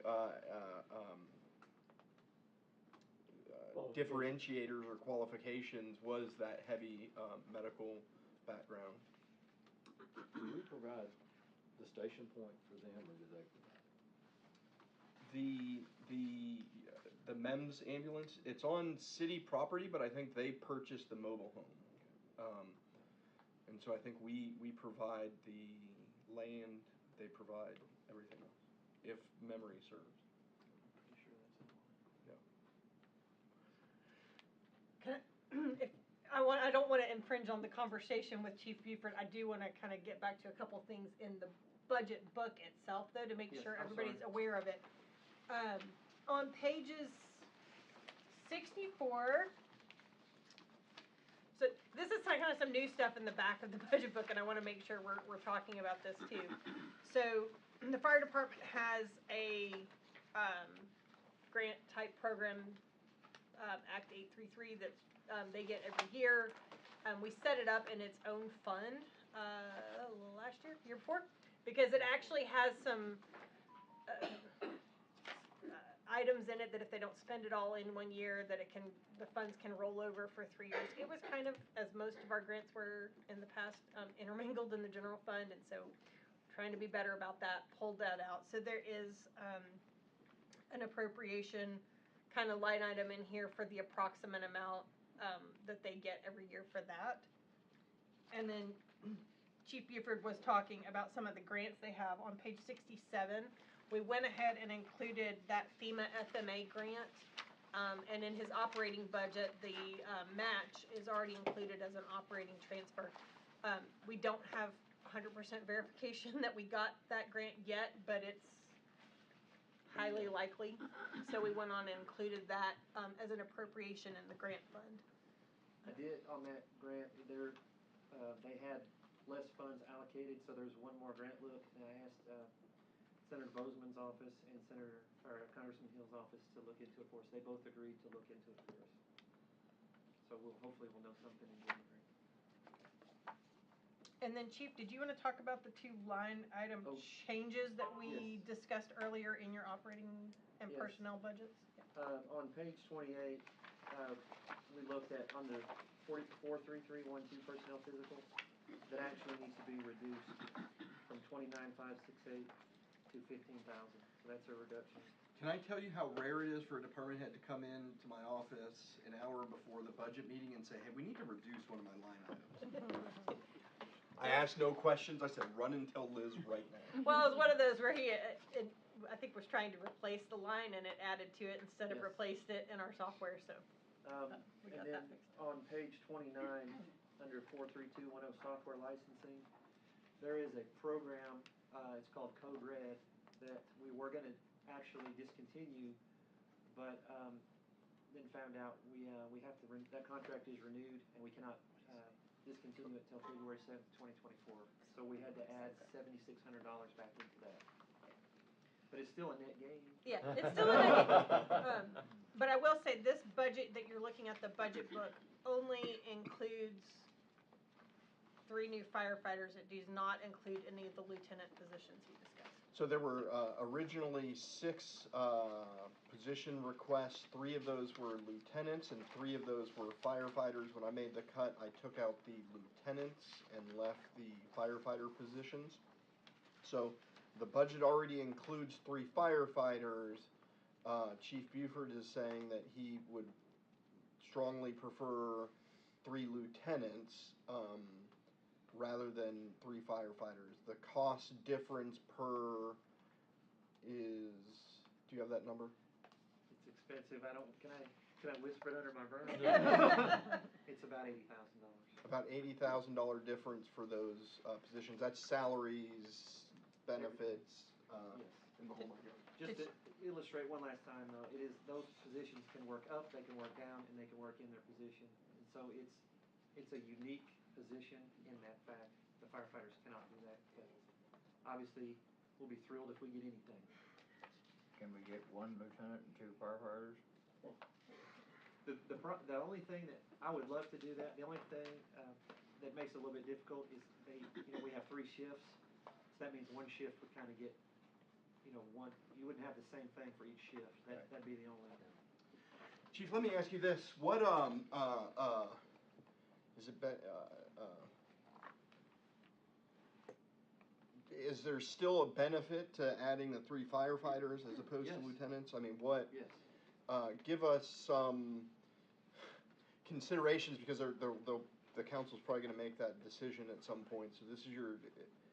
Yes, I mean, obviously, just the data on Appendix A and Appendix B, we need more people. We're at minimum staff, and we have 7 almost every day. And so the 3 firefighters we'd still plug in.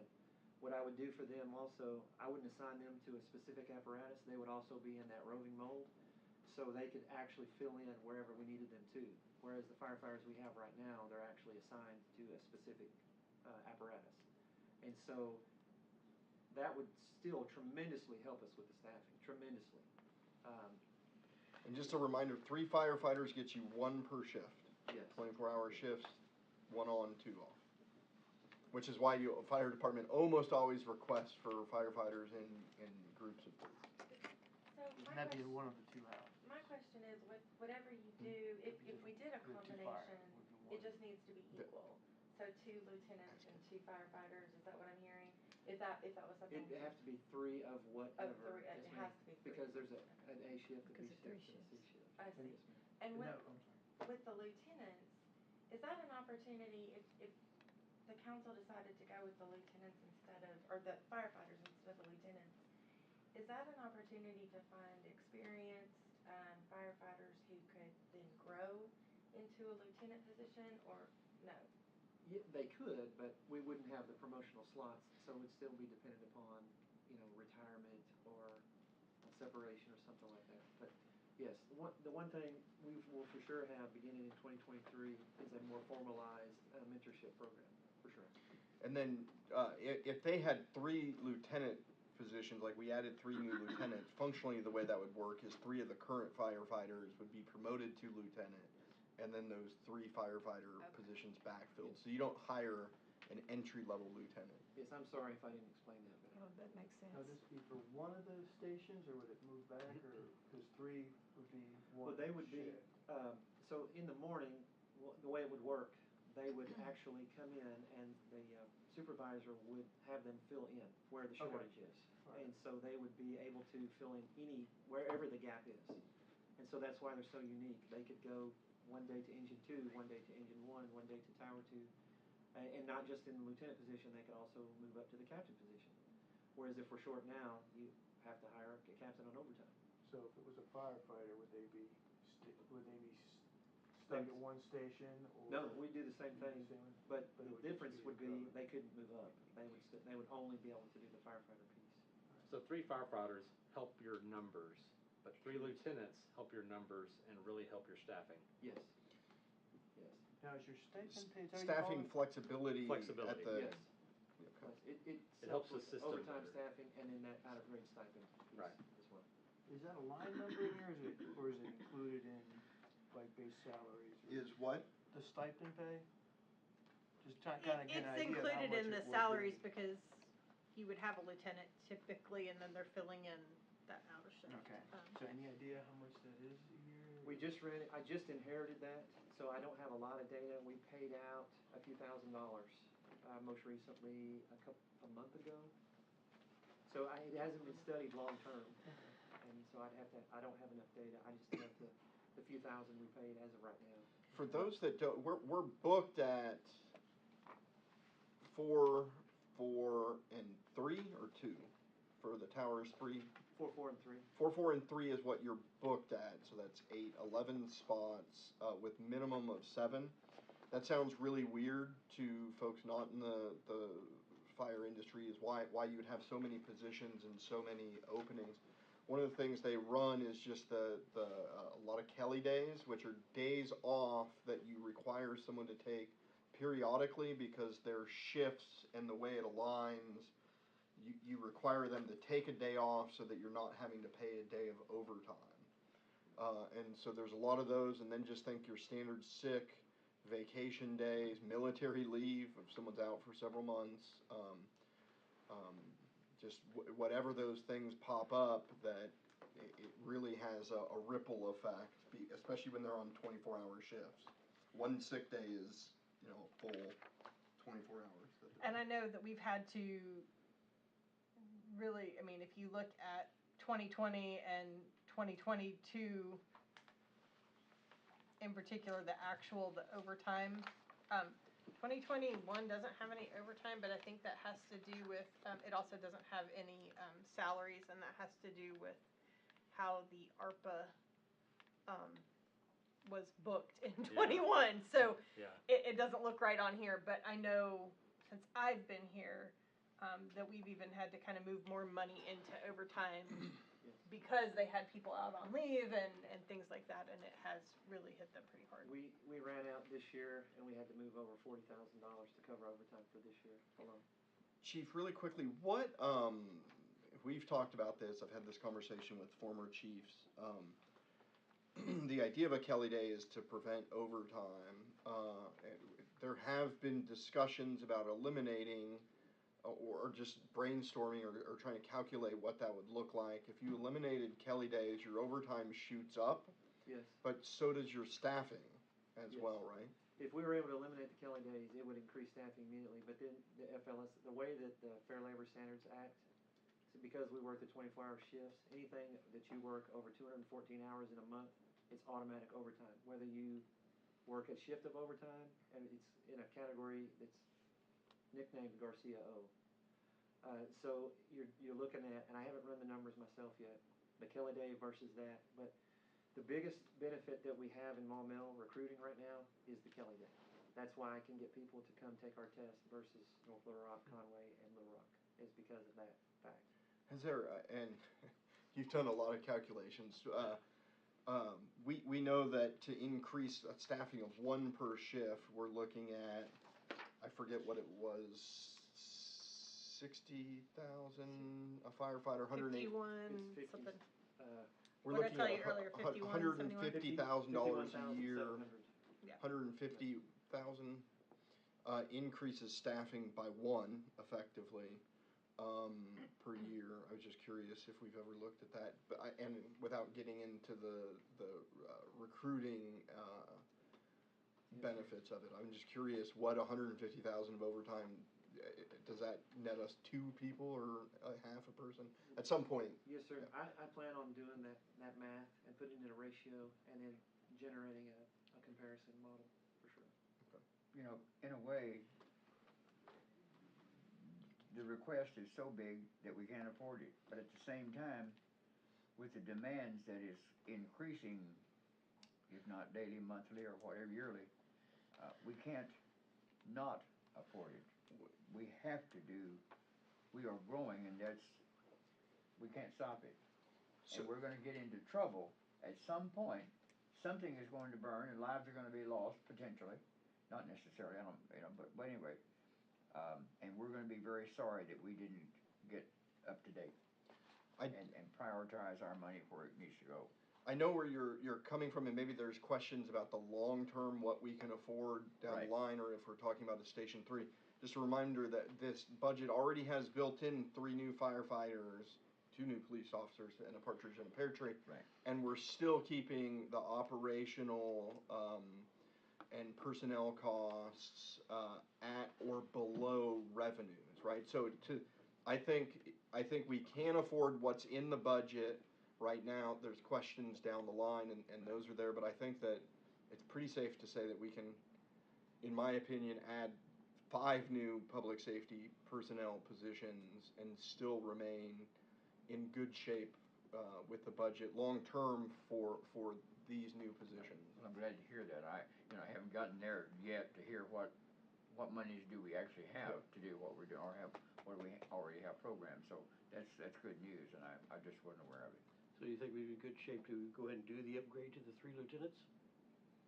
We can burn through that, because as we've caught things and we've had numbers go up and down, at the next meeting will be a great opportunity for us to shore those up. There's been different people asking for things up or down, and we kind of try and get a temperature, gauge the temperature of the room. We'll have that updated for the budget on next Tuesday, and then we'll really know where we're at more specifically than here.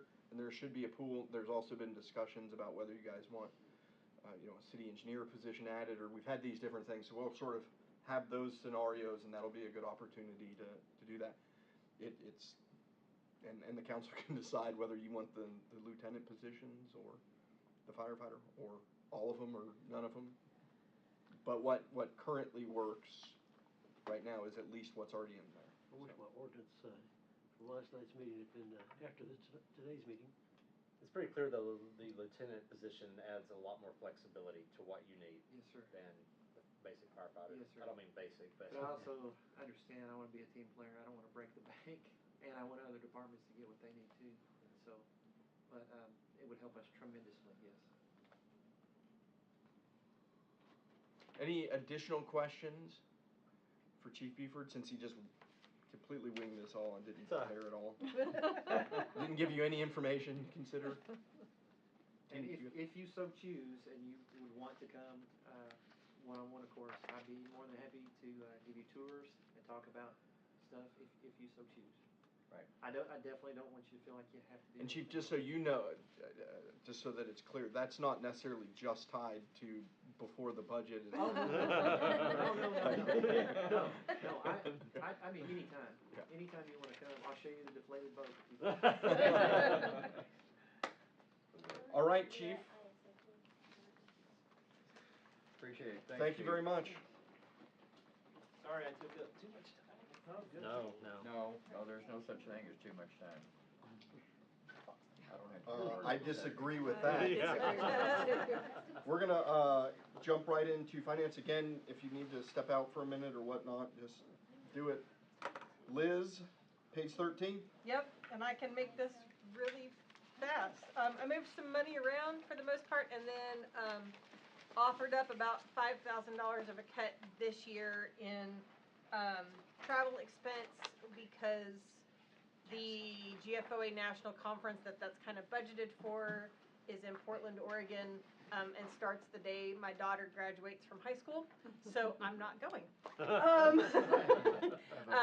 So for this year, kind of said, hey, we don't need that. Obviously, in future years, we would probably like to increase that line back up to allow at least one, if not two, of the department staff to go to that national conference.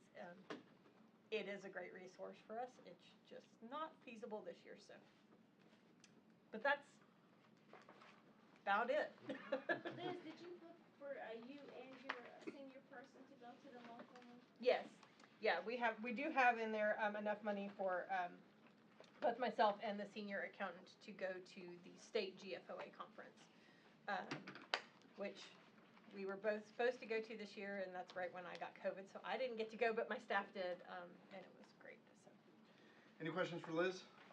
Yeah, how's the breakdown of your manning and pay based like everyone else? We found through the past few years not having adequately manned finance section can cause us. I think that we have done a good job realigning that and getting the right people in and the right salary ranges for positions. I have a fantastic team. I don't think any of them are going anywhere anytime soon. Cross your fingers. Gotta be nice to them. I know. But they, I think we really did a lot of work to realign responsibilities. Our new software has helped clarify that even more, so where everybody really has areas of very clear responsibility. And we have crossover training, but it's been going really, really well. What are the names of the folks that work for you? I've met the two Marys, and I think I've met another one, but I can't remember who it is. Her name's Christina. Christina? Yeah, Okay. and then I do have two Marys. You have the two Marys. I went in there one day and was teasing them about having bags of money hidden around in there. They thought that was funny. Yeah. I bet. As Jay refers to him, there's Mary on the left and Mary on the right. It took me a couple of weeks to figure out what the heck he was talking about, but I guess that's as you're facing their offices, Mary on the left and Mary on the right. What if you're walking out of there? Doesn't matter, you can turn around, it's still Mary on the left. They're both on my right because I'm usually headed straight to Liz's office. Well, it catches me more often because I'm usually like, Mary, and they go, which one? I'm like, sorry. I have to be more clear. All right, any additional questions for Liz? Moving on to the next item is City Council. You can turn to page 10. Y'all are budgeted to spend $500 more for seminar registration. We do need to discuss with NLC back on the table if folks are going. We may need to add more money. I think we have room for one or two people in the budget. That's in Washington, D.C. I'm going back there. You did a really good job that first day we walked 20 miles. Well, I needed to go to the hospital the second day, but y'all walked me to death. But anyway, that was. It's a really good that was trip. Sounds like Michael wants to go. It's usually When is it? March 13th and 14th, right around there. That is a congressional conference. Quite frankly, if you had to book one weekend or several days this year to go to a conference, I'd recommend the Arkansas Municipal League conferences. One's in January. Hopefully someone, what's that? January 11th. January 11th. Those are, I think, the better bang for the bucks. You do get DC. You can go and assess whether or not you think it's worth it for you. It's much more national issues. It is a good opportunity to see what people are doing in other parts of the country, as well as you get to go lobby the legislators or congressmen and both senators with us. Sounds like Tierney might wanna go. Do we have anyone else who knows or thinks they might wanna go? Yeah, it's for January the 11th? That's the Arkansas Municipal League. Oh, and the one to Washington is, March, usually middle of March. Usually that second week. what, Friday, Saturday, Sunday? It's usually like a leave- Wednesday, Thursday, Friday, I think we leave out on a Monday, or a Monday. back on a, I think we left on a Sunday. well, yeah, no, you're right, Sunday, we left on Sunday, got Do back we on have, Thursday. we've got 2 people going to CDI, which if you had a week to spare would, I CDI think, would be the best, I bet. would rather do that than go to Washington, Um, honestly. CDI is the Community Development Institute. It's at the University of Central Arkansas. It is a week long during the day classes, but it's unlike, it is very, Chad or Terry, you guys wanna talk about it? It's about community building, and you get people from all over the state that have best practices in community building, everything from planning, just so much engagement, and then I think the best part for me was the networking, because That you're was so- networking with thought leaders that have been successful in other cities that are coming to present to you, and the networking, like I kept my roster, and that's like something that I will reference forever, of who was there and who presented, because they are tremendous people in the state, so. And that one is when? It's usually, Summer. It's in the gonna summer, be it's in, It's the first week of August. Yeah. I think that is if someone only had one thing to do, even above the municipal league, I'd do that. It's a 3-year program. You go year 1, you come back year 2, it's the same class. Year 3 is the same class. It's also fun. It's not just sitting around listening to lectures. It's engaging, and it's community development, and really, ultimately, I think it's economic development and how those two are tied together. so many and- ideas, so many cool So things you're that are saying you going on. repeat it in a row? and Well, then- it's sort of like your year 1, year 2, year 3. You And advance so I'm sending as many department heads each year as I can go. Scott used to be on the board. Tina went back in the day. I just graduated year 3. Well, it was back in like the 40s. Back in the day. I just graduated year 3. Jason just graduated. Sydney's in Advanced y'all's year, class. I think this year we'll have Philip going from Parks and Rec. It touches everything and how it all intertwines. So it's 8-hour days, or? It's 8-hour days for a week. week. It's a full, It's a full week. I mean, I left at 7, got back at 6, Monday through Anyways, Thursday. those are, we're trying to get the money. NLC, we wanna make sure we're budgeting enough. I've got at least one person interested in, National League of Cities. Anyone else? Speak now or forever hold your peace. Jess is I going. might. Maybe Are you 2, going? maybe 2. We may need to, can you put that Okay. down? We've got 2. CDI, is there anyone else other than y'all Third. 2? There's a We spend third. a lot of time in There's a North third? There's a third While we're CDI. there. I think Christine It's is good gonna to be a fourth, so there's gonna be 4 bounce CDI. back. Okay. August is CDI, or? I'll send you the extended. Yeah. 5. Okay. School won't start there. CDI is, Yep, your But budget. that's a whole week thing though. it's a week thing, and you kinda commit to 3 years. You can miss one, but it's everything from, chambers to, Mayors. mayors to people with the Arkansas Economic Development, to, Business what's that? owners. Bankers, developers, planners. Entergy, en- your energies, utilities. yeah. Yeah, I mean, the contacts you make through that are super. Okay, so we'll come back and revisit this at the next meeting with a little extra in here for those, to make sure that we're able to cover those. All of those, I think, are very, Good. say maybe National League of Cities, everything is very, the returns are exponential off of that. Any money that we can put, I mean, not to go overboard, but anything that the council can do to educate itself, I think is a positive investment on our dollars.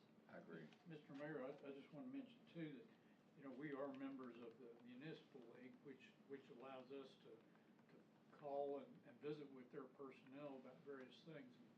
And I take advantage of that a lot. I don't go to the municipal league things like I used to and so on, but I call up and talk to Jim Tromblin and some of the attorneys occasionally to ask them, brainstorm about things and say, what do you know? So I think we can feel welcome to call them at any time if you need a resource. Yeah, anything for, and it's totally different. The Municipal League has a very heavy legal bent to it, and I think that's good, and it sets a great framework, especially in Arkansas with council members where, you know, it could be day one and the whole council could be all new, and you need to make sure you're operating within the framework of the law.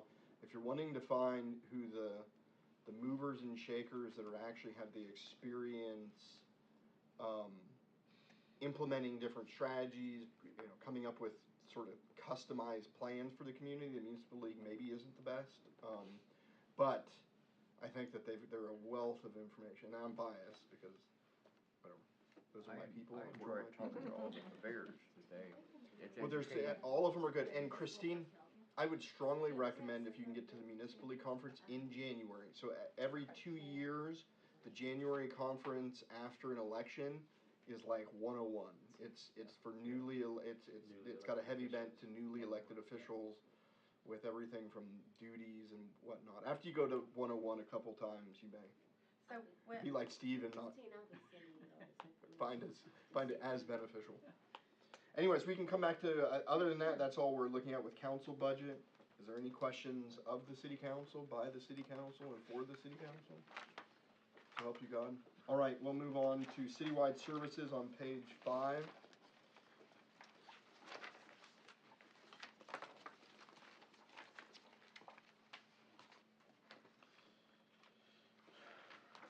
Oh, hey, Jay on the glass wall used his connections to finally, you guys should be seeing a contract for the revenue office here soon that does not require us to so heavily subsidize them.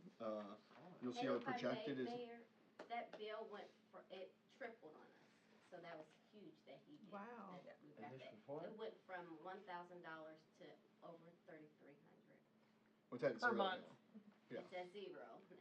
The revenue office, we pay for their phones, their all just internet, just stuff like that. Jay was able to, and I kick and scream every time they want us to renew the contract. Jay was finally able to get it done to where we're not having to pay any of that anymore. So you'll see that line item for revenue office is down. Good job. Good.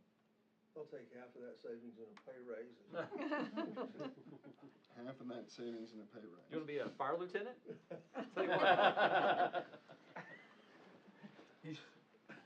He can't become a firefighter. It's illegal. Oh. It's illegal. It's illegal. It's against law. I mean, it literally is against law.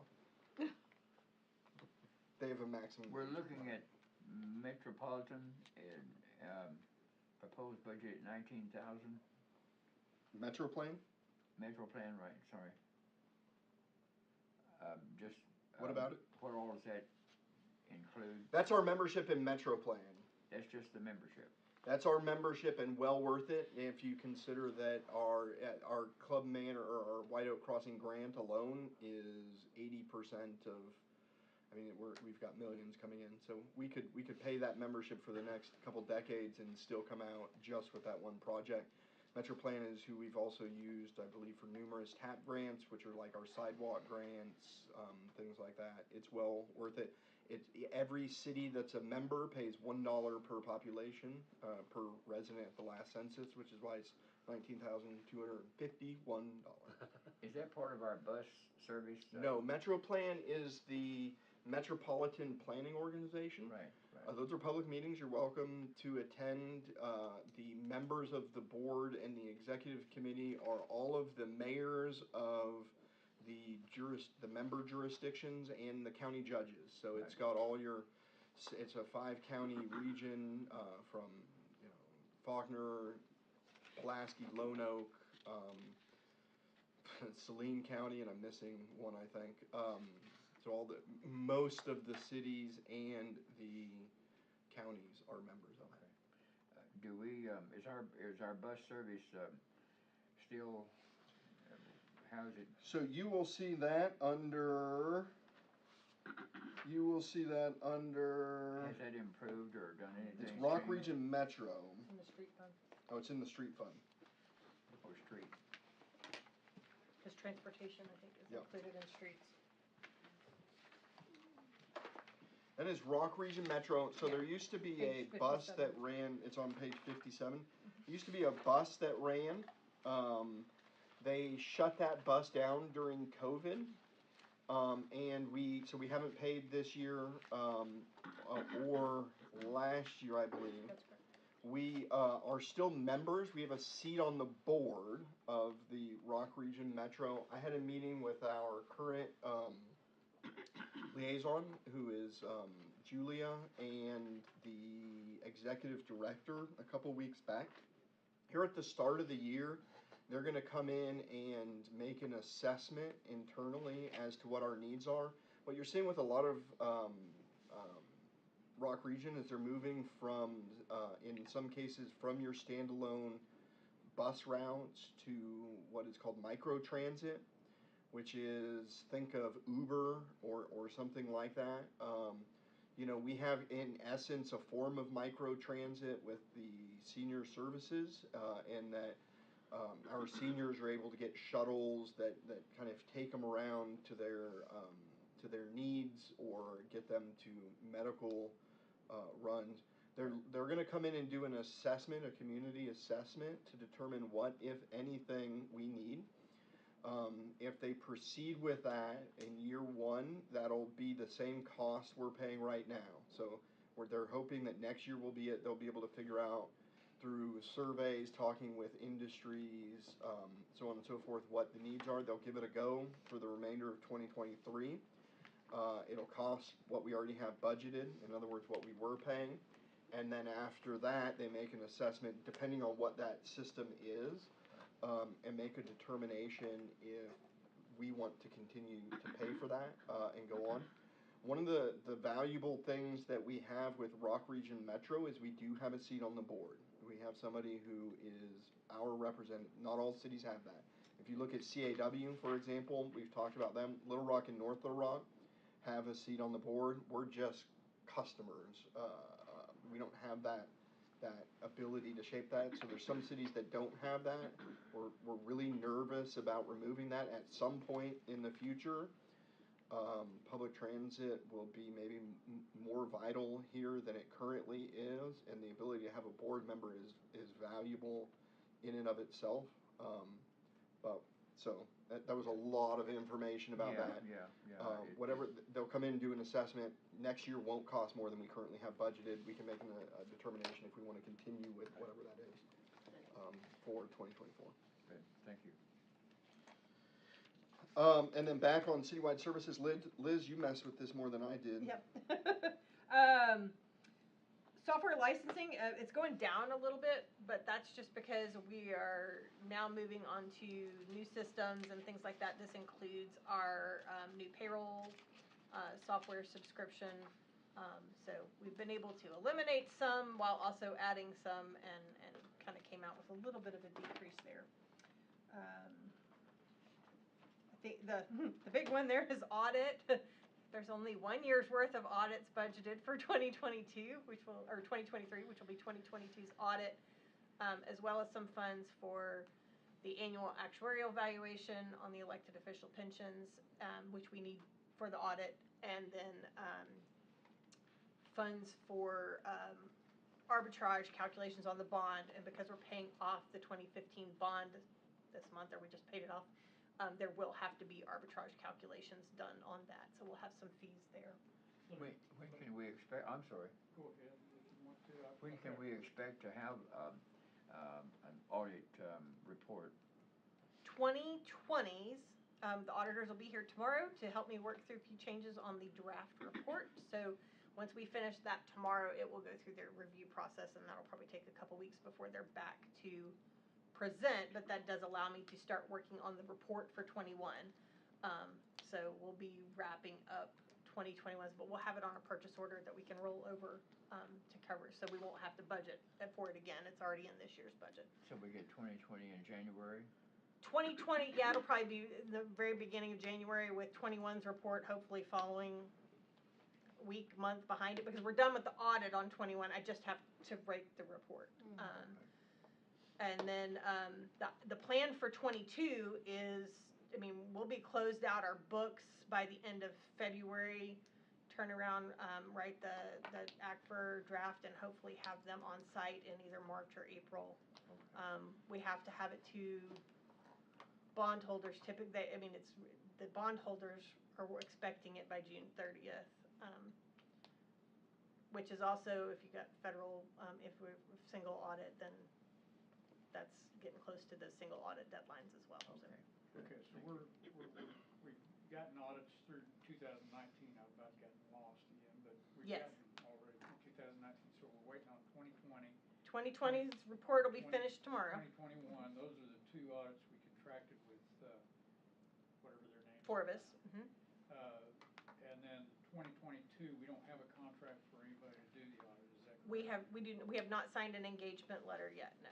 I would, again, I'd like for us to look at going over to legislative audit as soon as possible. Well, 2022, we will have this bond payoff and that's the bond that requires the audit. So I think for 22, I think we're gonna have to, without going back to all those bondholders, that was in that agreement, so.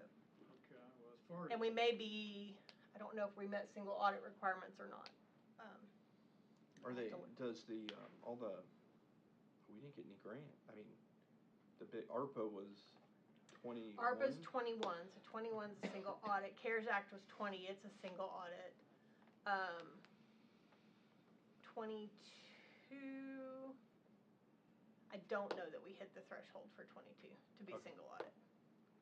I'm not following you on that. Single audit is the requirement by the federal government that if we have more than $750,000 of federal grant expenditures in the year, we have to have a single audit done, which is required to be done by an audit firm. It's additional audit procedures that the federal government requires.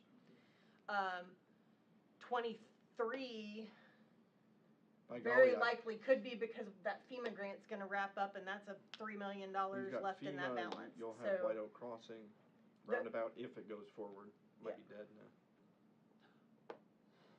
So it just kind of depends on projects from year to year, whether we have a single audit requirement or not, which means we would have to produce the CAFR with the single audit. So you could do the legislative audit, you then still have to also come in and do an audit with the, do you need the ACFR? Yep. What do we pay for a report? It's, that quote, I think they gave us 5 years of pricing and it goes up a little each year, but it's around $63,000-65,000, I think. Each year? For the audit services, yeah. Now, we have 2 audit companies, right? No, we have one audit company now that we're working with. We have a different CPA firm that does the actuarial, an actuarial firm that does actuarial valuations, and then we have a different CPA firm that does the arbitrage calculations on the bonds. So we've changed from Kraft. Yes, that's for the audit services. Okay. They're gone effective with Forbes, you said? Forbes. Forbes, and I think legislative audit wants you to start talking to them about a year before you're ready anyway. I called legislative audit and asked what a timeline would be. So we're looking at, with a private audit firm, we're looking at trying to have the ACFR completed, presented by June 30th. That's the timeline that we would want to shoot for every year, is to have a 6-month and be done. I called legislative audit and asked them what their typical timeline was like and how it works, because that's the big thing, is that they've got a year and a half before they legally have to have it done, and so they're not working on a 6-month timeline, they're working on a much longer timeline. But they basically said that the council would have to vote to change to legislative audit for that fiscal year, and once that resolution was passed, then they would look at their calendar and let us know when they might be able to come out and do it. Just caught up. Well, almost. It sounds like. Yeah, so Sounds like I did make that call though to find out what does it look like, how does that work? Further down the road you go, or the more advanced notice you get, the better it's gonna work out. Yeah. But that's a free audit, that's zero, so, and they do a very thorough as far as controls and stuff like that. Yeah, I will say, and you'll hear from Forbes in a couple weeks or month when they come present 2020, but the state and federal compliance checks that they did were definitely procedures that had not been done here for a while. They were down at PD, they were down at courts, they were, we had them scheduled with lots of places, and so I do feel like the state compliance, which is what the procedures that legislative audit says you have to do, it's the same procedures they do. I think they were I think much more thorough than we've had in a while. Yeah, we should have, because the price was twice as much, but they also have more overhead than Craft and Beach. We hadn't budgeted for an audit in years, too. I think Because- oftentimes you get. Some, but not. Well, I'm meaning, yeah, we hadn't renegotiated one, so naturally the price is gonna be higher. Okay.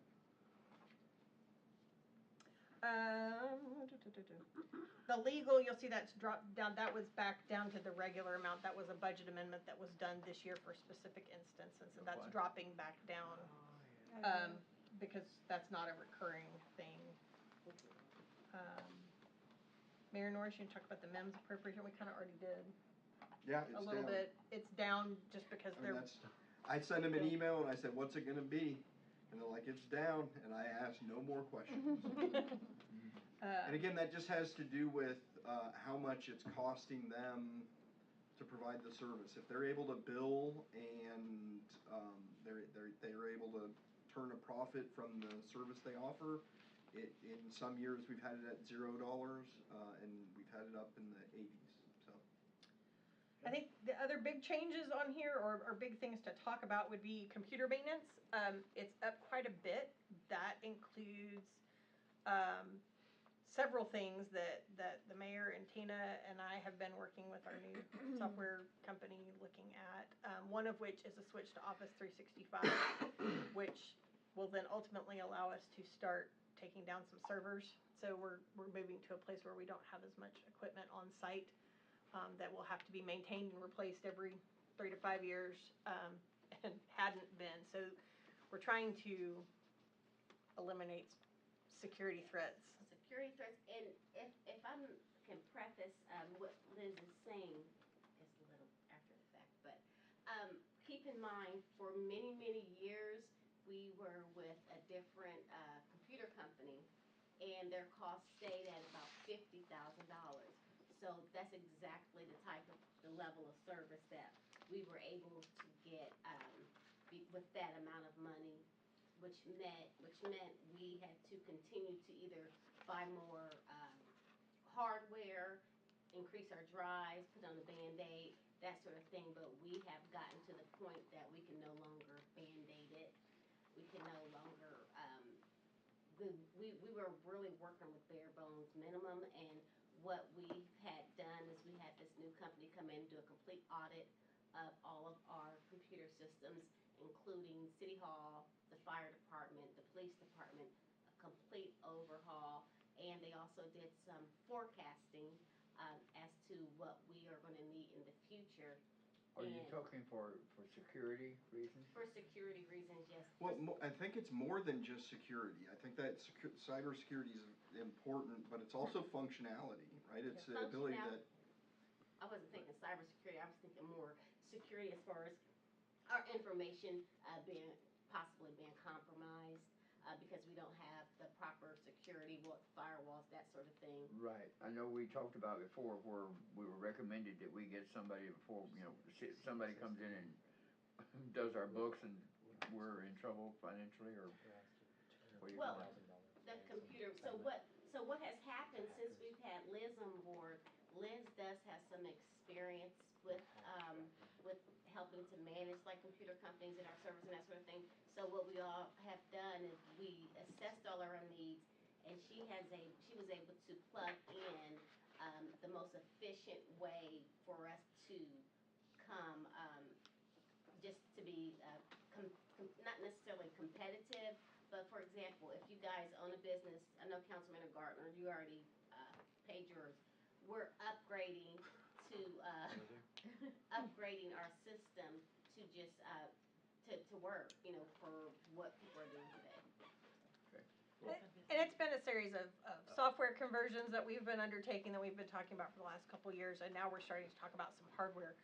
One of the things we did is most of the new software we've purchased, and even some of the stuff that's in this budget with Fuel Master and some other stuff like that, is moving us away from on-premise software that requires everything to be housed on an individual computer or server, because it then costs you every time to upgrade it, and you have to upgrade equipment and software, and it's honestly just not where technology is at anymore. Everything is moving that direction. We've done a lot of work over the last year. I think Tina's worked really closely with our computer company to evaluate all of our servers. We had a lot of servers running that we were paying for maintenance costs on servers that didn't have anything on them anybody was even using anymore. So they've been able to replace, repurpose, move some stuff around, consolidate several servers. So we've done a lot of that to try to minimize hardware and maintenance costs on that hardware.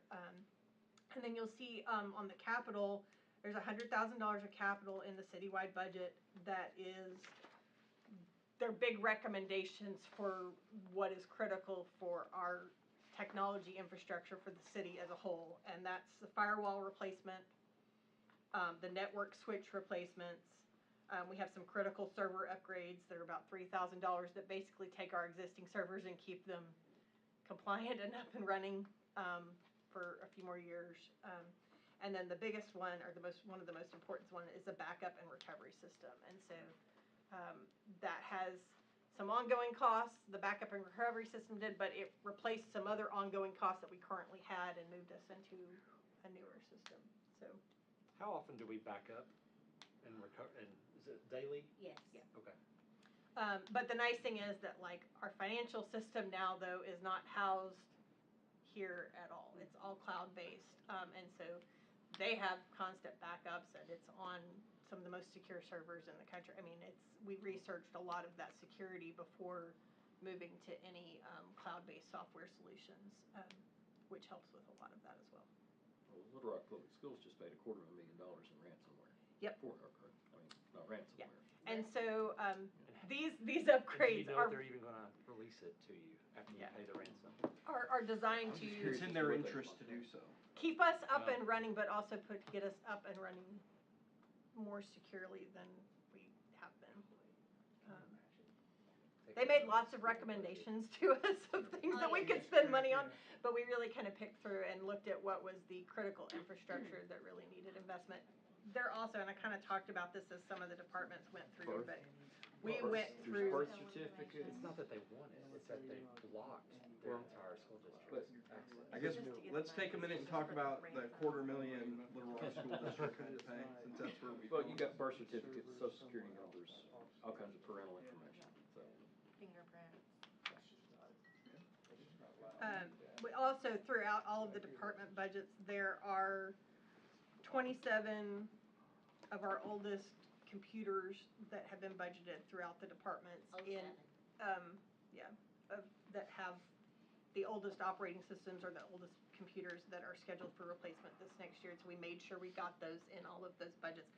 That does not include all of the police vehicles that we're also getting that new equipment inside with the body camera system. So there's 27 plus the, I think, what do you say, 22 vehicles? 22 vehicles. So right here, this budget has replacement of 49 computers as well as the kind of critical system infrastructure improvements that are needed. Any questions on citywide services? We can move on to administration on page 7. This one's pretty simple. There's nothing really going on here except adjusting upward or downward to better reflect the costs. Comes out a little bit low, $2,600 lower than the amended.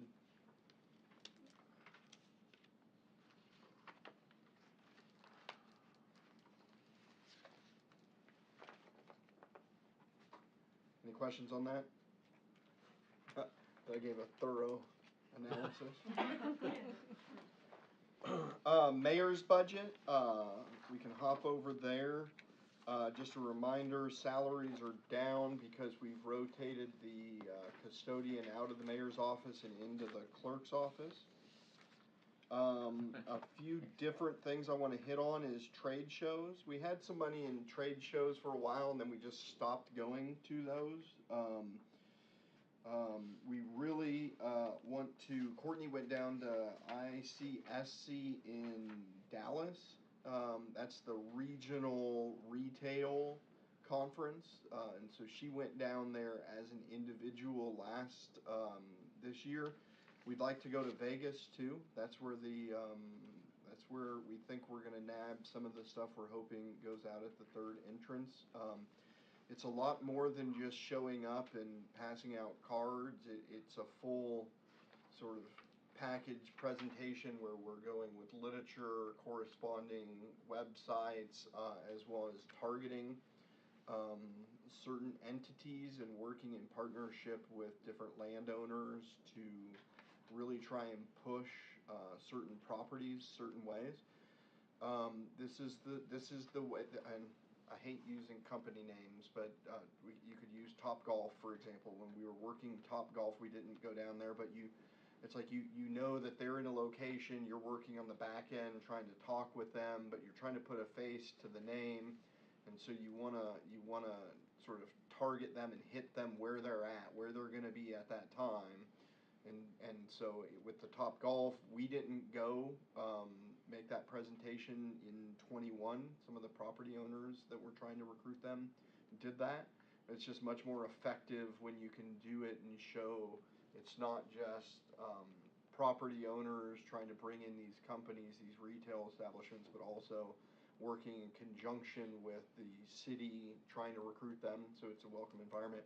Anyways, we want to add those in, and so we added the trade shows back in. Is that enough to get you what you need? Yeah.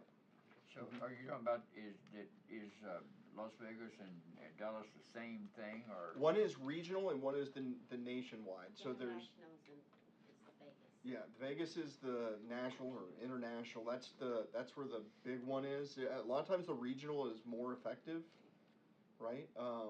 Just because they're here regionally. But if you're trying to nab some of those, I feel like I've used the word nab more in the last 5 minutes than the last 5 years. But if you're trying to recruit and those entities, we think just getting established and getting out there. This is not the sort of thing where we're paying to set up our own booth. We go as a guest or a visitor and are meeting with people. We're not to the size that it would make sense to have the City of Maumelle booth in the Las Vegas State House Convention or whatever it's called. So that's why that cost is there. That was pretty much the big ask. If someone were looking, there's a number of things that we didn't spend this year that we really think we ought to have, but just due to the transition in economic development, just went unfilled and unspent. But we fully anticipate that being full bore again this year. Again, we've been shifting a lot in trying to focus more on retail and commercial. The best success story is also the biggest sob story. You know, you can look at Seven Brew and their location. Courtney worked really hard with them to get them into Maumelle. They finally found the location and called and said, "We've got it, we're coming." And we said, "Great." And they said, "Who do we talk to in permits to begin the process?" And we said, "Scott, what location did you choose?" Scott Grummer in permits, we'll work with you. What location did you choose? And they're like, "We're right over here. We're going to tear out that car wash and put it." And we're like, "That's North Little Rock." So both the success story and aggressive recruiting and a sob story, and now that I have to drive by and look at it and know that it was in North Little Rock. But it's great for our residents, but we want to get some more of that stuff here in Maumelle. There's another similar type coffee location that'll be going in here soon on the north end of town, in the city limits, that we should be hearing more about here pretty quick. Scott, yeah. So it's just a shift in how we are going out and recruiting for retail. So some of those areas we're and also reshifting how we're using that money. We're trying to spend maybe less money in magazines ads and more money in targeted and social media type things, as well as revisiting that all. But, so, those are the big chunks there. I'd be happy to answer any questions. So do several people go to the trade show, or just, do you go, or what? It is, well, the only one that we've gone to recently was the one in Dallas, and that was just Courtney. Just Courtney. Okay. And I believe we're still looking at, just Courtney for the Vegas show, as well. Is it worth it for you or for planning to go? It may be, a lot of times recruiters don't like electeds, because electeds tend to wanna jump in front of cameras, and I get it. First thing I wanna do is a press release, that's the last thing they wanna do. And so there are plenty of economic development opportunities where they will specifically say they do not want any electeds there, they want the professionals. To something like Vegas, it would probably be more beneficial, cause that's just kind of recruiting. I didn't budget for me to go, but there is still enough money in travel and, other things, to be able to cover that, so, if that was the route we were going. And we've had offers in the past, to have, private property owner pay for it. I think we turned that down one year. I've mixed feelings on that. On one hand, it feels like, great, we're helping sell your property, so you should help pay for the cost of us to do that. On the other hand, it also, could be interpreted as getting a free trip to Vegas based on a private property owner's, you know. So we saw that with the, ethanol plant, when they, were gonna hire a jet and fly down the fire marshal and fire chief out to one of their other locations. There was this big backlash of people saying, well, oh my gosh, they're gonna fly you on a private jet out there, they're just whining and dining you, and like, well, no, we were gonna inspect the property, but, so I've mixed feelings on that. But I've got enough to go to Vegas if we think that works, but I'm not planning on it currently.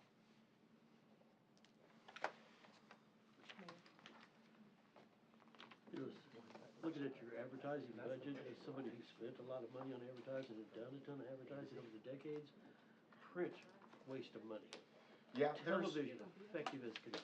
There's a, well, it depends on who you're marketing to. Well, We're see, not really marketing to consumers, right? It's more business to business, or But if you can figure government out to what business, they're watching, you know, the great thing about television is you can say, you can really target and just zero in on your customer base. So if you had an idea of some kind of programming that the people you do wanna target are gonna watch, you know. So the print media, we used to, the city of Maumelle used to sponsor CDI, which is that we pay to be a sponsor of CDI, which is great for the region, and somebody probably got a scholarship, but I don't think Maumelle sees the benefit of that, so we pulled back on that. We do still have print in the form of the Chamber of Commerce directory, which we've shrunk down. We've got, The Love Where You Live and the Metro Little Rock Guide. Both of these are, through MLRA, Metro Little Rock Alliance, and the Arkansas Economic Development Commission. Those are their periodicals that they put out, that they're pushing out to people that are in the business of looking at where to go, either in Arkansas or Central Arkansas. And then we've scrapped a whole lot of print media that. Yeah, print just doesn't do much. I spent a ton of money one year with Channel 16.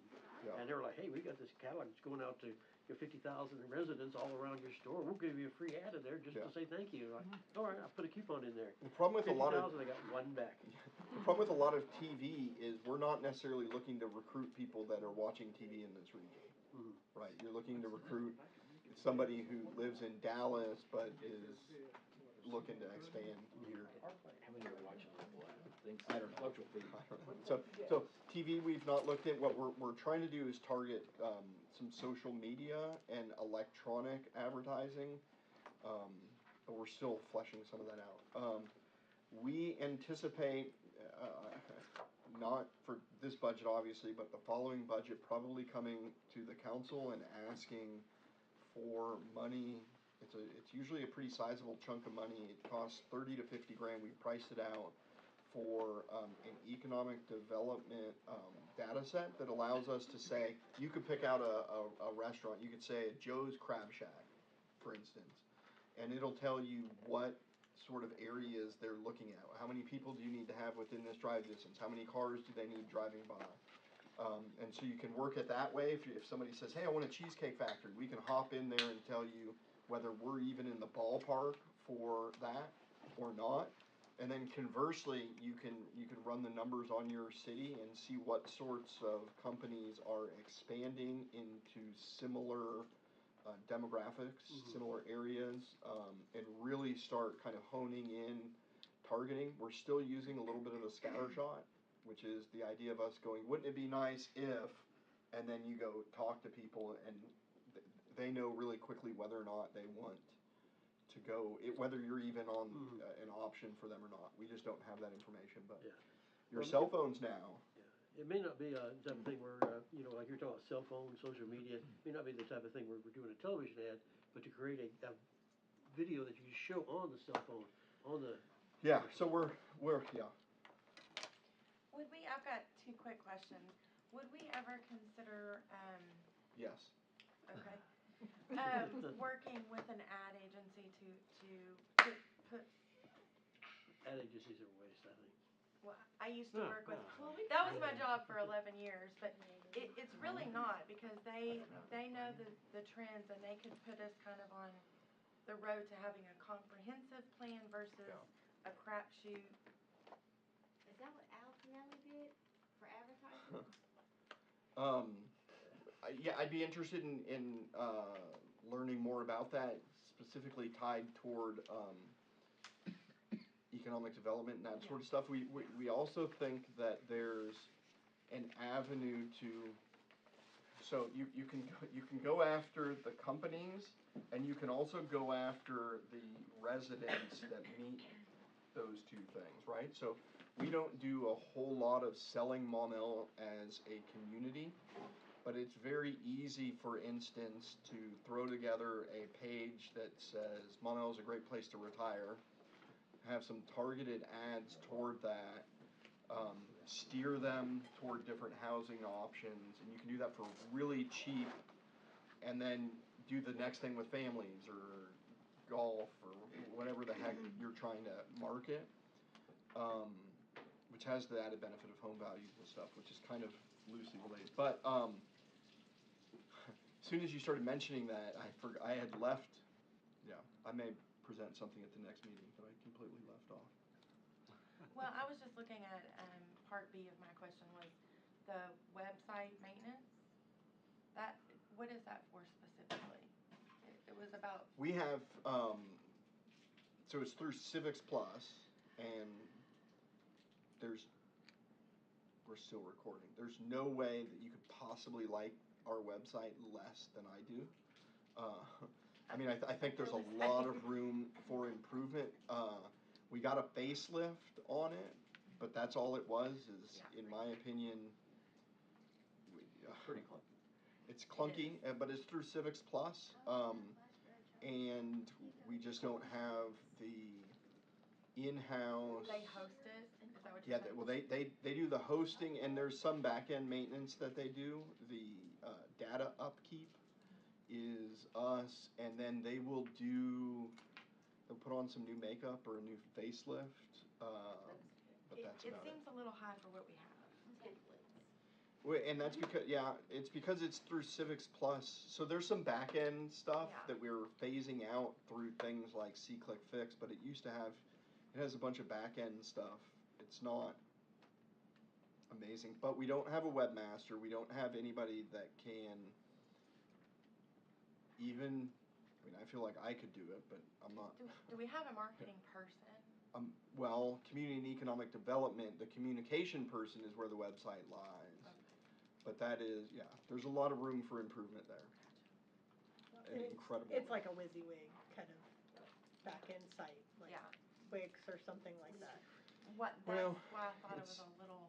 It's more than that, but. Yeah, I mean, it's got functionality built into it that are I think kind of designed for cities specifically, or municipality, or And then government. somebody, and it sounds simple because, like, I know I could sit at home and work the templates and create things, but we don't have anybody that could do It's that. a full-time job.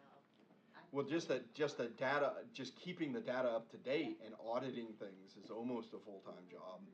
Creating the whole new page and to function better could be done probably by half of the people in the room, but it's just, I don't have those people or that time personally.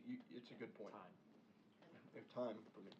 Okay, for the next meeting, we'll come back with a few of the things that we have discussed and give you all some options. We'll go over the revenue forecasts and just hit that front page pretty good. That'll be on Tuesday. Is there anything that anyone has wanted to add to this that we just haven't discussed that it would be beneficial to bring up now so that it's not being brought up for the first time at what I'm hoping will be the last budget meeting? I've heard it said. I think a potential, even further, a little bit more raise for the animal control. That seems to be low. I mean, you can drive for Amazon for more than what they're making. So just animal control officers or all the positions that are in that category? I'd say at least look in that category, get some more. What else is in that category besides? I don't know. Why? I think it's just Chris. Because it's like and those. $13 and something an hour. Yeah. Well, and that's gonna be a lot in parks and public Okay. works and streets and. Oh, I see what Okay. category. You've got a whole pay grade. Yeah, that's You a can whole okay. big. you can assess that job duty and say that job duty is really deserves to be in a higher grade because of A, B, and C. But I hesitate to go in and say, no, the job duties are still on par with all these other positions, but we haven't had controversy and aren't looking at them, so we're not going to fiddle with their things. What is the difference in level of an animal control officer and a code enforcement officer? How, and I noticed there is a salary difference between the two. The code enforcement is about 34, and the animal control, the top one of the two, is 29. So what does one do that the other one doesn't do? They both have to deal with individuals plus, whatever. Why is there a salary difference between animal control and code enforcement? I am not prepared to. It's just a question, just to send it out and There have was a a look at time it. when they were really close. I've looked at some previous pay grades before I got here now. Christine, for your edification, I've only been here since December 28th of 2020. So I'm about to hit my 2-year anniversary. But going back and looking, those used to all be on par. So most of our labor positions, animal control, code enforcement, and then when the public works budget kind of got tweaked a little bit, that's because animal services falls under public works. That's when those two kind of split, and you started to see a difference. That's a great question. I believe. Well, Scott code enforcement answered. also leads to the positions used to be up until really recently code enforcement / building inspector, and you started off in the code enforcement officer and then went into the building inspector. Your building inspectors have like HVAC certifications, they've got various trade certifications and the like. We're still treating code enforcement as that entry level position where you're getting somebody in and then trying to start getting them certified in plumbing and electrical and HVAC and those things so that they then graduate into building inspectors. Well, we have the animal control people, there's 2 of them at least, that rotate weekends and that's a hard shift. I mean, to have to do that on weekends, every other weekend. So, and I don't know if code enforcement does that or not. They do not, but we do have folks at the sanitation, that work in sanitation that are at the transfer station on the weekends. Let me be very clear here, I'm not advocating that we don't give animal control a raise. I'm just saying, it's like a a giant puzzle, and whenever you move one thing, you have to look at how it impacts the rest of everything. I'm not prepared to jump into that, and maybe we can. Right. If we have a look at it, I appreciate it. And that doesn't mean that you can't talk about it, I just can't answer those questions No, about I what the understand. cause and effects of those things are. Thanks for saying that. Chad left, which is the one person, he had mentioned at one point in time about finishing off the streetlights on the back end of Odom and just including that in the budget for the city to pay for. Like we did all the rest of Odom, but currently it's slated to wait for development in that area, which probably won't occur. Well, you and I had spoken at one time about the boardwalk and having to upgrade. Like right here? Upgrade the boardwalk at some point. Yeah. It's pretty, I think, so we've got the master bike ped plan going. It is my anticipation that they will come back with recommendations that include things like the boardwalk out here, which we have a few years until that has to be done. Currently, we have to go out before big weather changes and make sure we're nailing the boards back in because they warp or they break.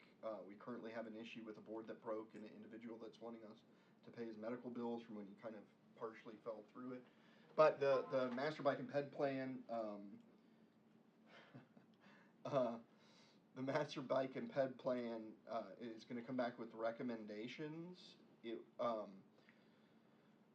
One of the things that I plan on bringing up is this concept of once they've got all these recommendations, is this the sort of project that we want to look at for a capital improvement project that could be submitted in 24 for county millage, right? If we're trying to come in and do things, because I'd love to see this not just replaced with wood, but like an actual, like what we saw up in Northwest Arkansas or something that really fits the Maumelle that we want to be and think we are, but maybe aren't anymore. Right? I mean, just kind of this nice, high-end, great place with great walking trails and stuff. Do we want to look at a citywide big capital improvement plan to fix trails and walkways and the gazebo. and or the gazebo and that sort of stuff? Aquatic center?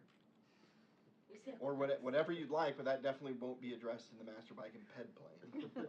Russellville's is only like 13 mils. So. What's that? Oh my goodness. Russellville's is only 13 mil, and that's a basic pool. So Their pool? Aquatic center, yeah. Well, I mean, we can have all those discussions at some point in time, but I did get a text from Chad, who I'm assuming is listening on YouTube, who did say, yes, I'd like to see streetlights on Odom. You'd like what? Like to see streetlights on Odom. Anyways, I don't want to keep it, it's just, we've gone long, but we did have 2 great reports from police and fire. Sure did.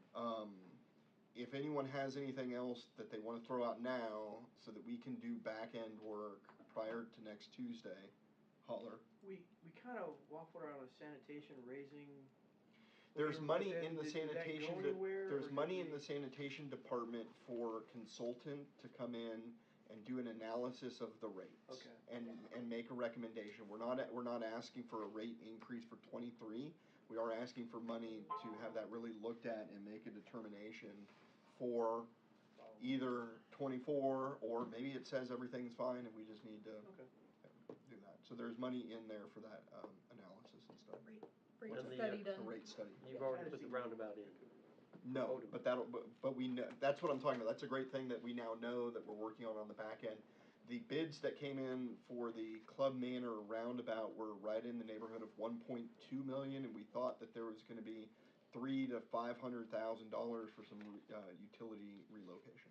So it actually came in about what it was originally when we were talking about. No, those were the bids from 19. Those are 2 years old. So Those are 2 years old. They'll go up, but I couldn't even remember what that starting point was. Yeah. We did verify. So we'll have that to present to y'all. The Club Manor roundabout.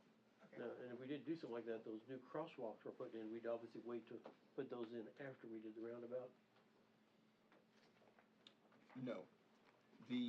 Or is that something we can do ahead of time?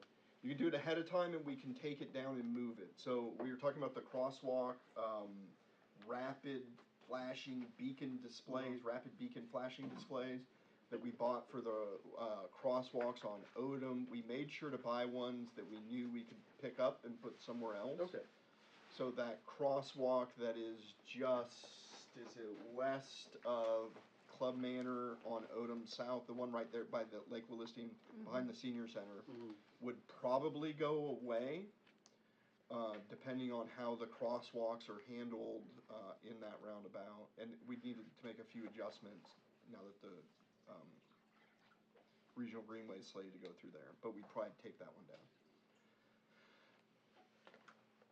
One other possibility, not for this year, but just down the road, we've talked about somewhat over the years of doing a really nice splash pad, like $1 million one, or 800,000 or something like that. It would be, a really nice one. Right now, I don't know that we've got a logical place for one, but just, when we're talking about a roundabout that may be $3 million or something like that, we just need to have other things maybe in our hat to be looking at, and say, well, would we rather have a nice $1 million splash pad, or would we rather have this, that sort of thing. So yeah. I just kind of wanted to throw that out there just for people to go, oh yeah, that would be nice. Yeah, yeah. Although we probably wouldn't spend the street funds on the splash pad, and if we did spend street funds on the splash pad, it'd be the most fun adults only splash pad ever. In the middle of the roundabout. Okay, last call. Anyone have anything else? I would just put on there, like a communication specialist to look at, maybe not this year, but just think about it, talk through it. One of the things I was gonna get some money for branding, which is not quite. No, it would be under that. Well, but it'd be, what I was looking at is currently there's 30 different types of letterhead, you'll see Maumelle written, 30 different fonts, and every department uses different things. Getting someone to come in and just make some of that basic stuff is probably well past due. I'd meant to put that in the budget, and I didn't remember until you said that. So I'll probably at least bring that in and let y'all thumbs up and thumbs down, but that is pennies on the dollar compared to really what I think you're talking about, which is probably also desired. Would it be ridiculous to think about, you talk about lights on Odom, excuse me,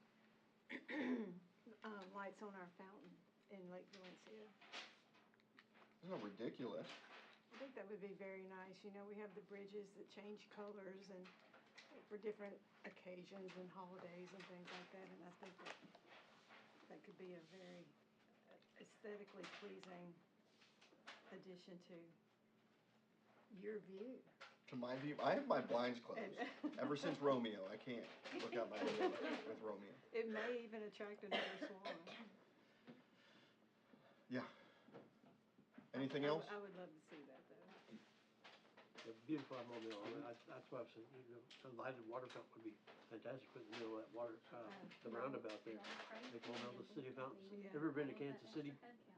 City of Fountains. Did we address the CDL issue we were having for Public Works? Are we addressing that in this? What do you mean? The fact that we can't keep them because we don't pay them? It's not that we can't keep them, we can't hire them.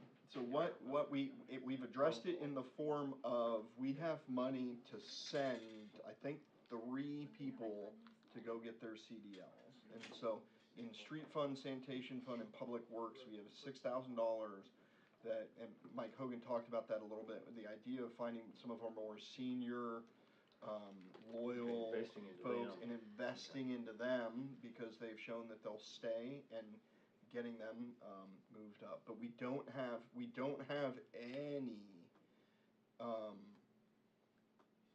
strategic or comprehensive salary targets here other than what has specifically been mentioned with part-time positions going to full-time. I'm gonna have to scoot. Yes.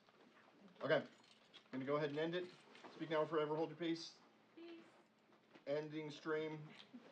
There's 6 people watching. What about voodoo? 6 people. There's not been 6 people watching all night. Chad is probably one of them. If there's that many people watching this, they'll be running. No, it's run from 2 to 3. Yes. It can be used to sleep therapy. And I think, when was my husband's? Yeah, everyone's like, are they done yet? Sleep therapy. But, Can't sleep? so it wasn't, we used to run 4-hour meetings, and that was like 2 hours presentation, Let me ask 2 Mayor hours. one quick question. There you go. What, which, I don't even remember which phone I did it. I think it's probably my cell phone, which is kind of weird, because that was, Sarah had that number. I bet that was kind of startling. We did. They would have really. Hey, Steve, I haven't heard anybody talking about a bigger splash pad. Oh, What's the negative negatives there? on that? 'Cause I don't know, it seemed like about the only 5 thing I years remember ago, someone there saying was was a big 'cause it was push. Alex Oh, yeah, using the well, fire Philip alarm. came in every year asking for one, yeah. It was like, no, I, there's no so negative. far as I know, I was surprised. I finally got around saw It enough made sense splash to me, pads it's still in not. Oklahoma City and places that I saw, wow, I can do something pretty cool. I know. for $1 million bucks. Yeah, I was. pickleball is kind of that way, where I was like, wait, what? No, that's just a fad for a few seniors that not gonna build, and it just kept coming and coming, and you saw it growing and growing. And Yeah, I was okay. surprised at it. My mom for my birthday bought me a pickleball paddle and ball starter kit. And she just thought it was hilarious. 'Cause my mom watches the council meeting. She has very mixed feelings about you, by the way. She bought an entry She deal. bought me, for my birthday, a little pickleball paddle and thing. She has very mixed feelings about you, by the way. My mom, yeah, no, she'll love you one day. She'll be like, he's the only one asking questions. And the next day she'll be like, is he ever gonna shut up? And I'll get text messages from her council meeting. Other stuff. No way. Do we know, I know I'm a mixed bag on all. Yeah, no, well, it's funny with my mom, cause she just Why you so watches. grumpy Yeah, out there? she didn't live in Rezone there. for the residents. For the Like, you 4-1 don't- vote at the Civil Service Commission, and she's like, is that Mosley? Yeah, I'm all for it. Okay, I'll bring it up again. Yeah. This is the second time I brought it up. Oh, I know. First time it failed 6-2. Do we know approximately what Tractor This Supply time it road? I'm No. always Yeah, I can't remember told. what the first time that I Scott did May. it. Scott May. You know, I was there a That's week right, ago, it was a time ago. 2 It weeks was a ago, there were time no ago. walls. I drove by That's today, and the walls are Because there. I'm always Like, I mean, I guess they're prefab walls or something. But she dresses I thought Crazy. so much the rest of us. Because, you know, it's huge, but like you drive by and it's just a pad one day and all of a sudden it's a massive building. How much of that did you listen to, Jay? Tate was asking me. I was listening to every bit of it. Ask me a question. Good answer. Hey, what is that? Yeah, give it a shot. I wish I knew what the negatives were. What's that? Ad agency. The only Yeah. person that had the negative What? was, Chad going, well, I don't think she said created it. a sex offender list. I was Which I thinking she thought was was with, pretty out there. Cranford, I forgot to put that money in. Sometimes it's a smile and nod. No, no, Well, here's what I'm somebody thinking. throws a I was, type of argument, yeah, not even I mean, you know, that's kind of the, Well, the tune I've you too, been man. singing. With regards to what? Well, just to social media and everything. That She was talking about like website and stuff, like our website is crap, so, what's, somewhere along the way, you'll, go right in my office, turn right, and turn right. Oh, hell, I'll just bring it home. Here, I'll do it. No, it's right, it's right by his desk.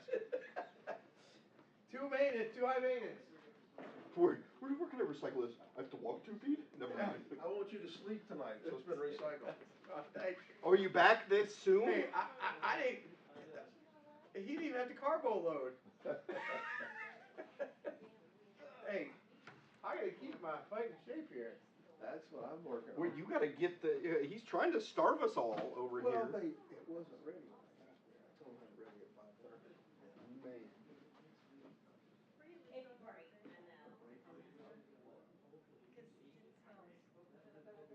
That would be the.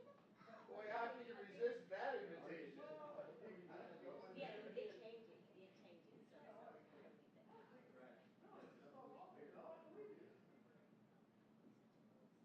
Like, I get it, you know, you wanna kind of be Switzerland, but I agree.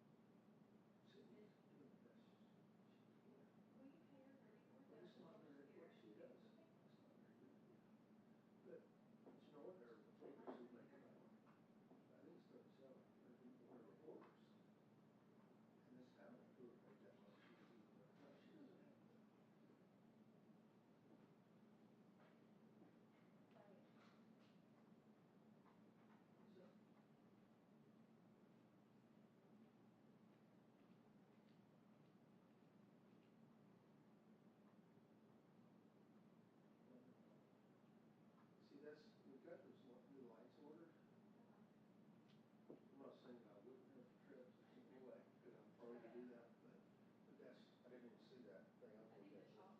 It was that,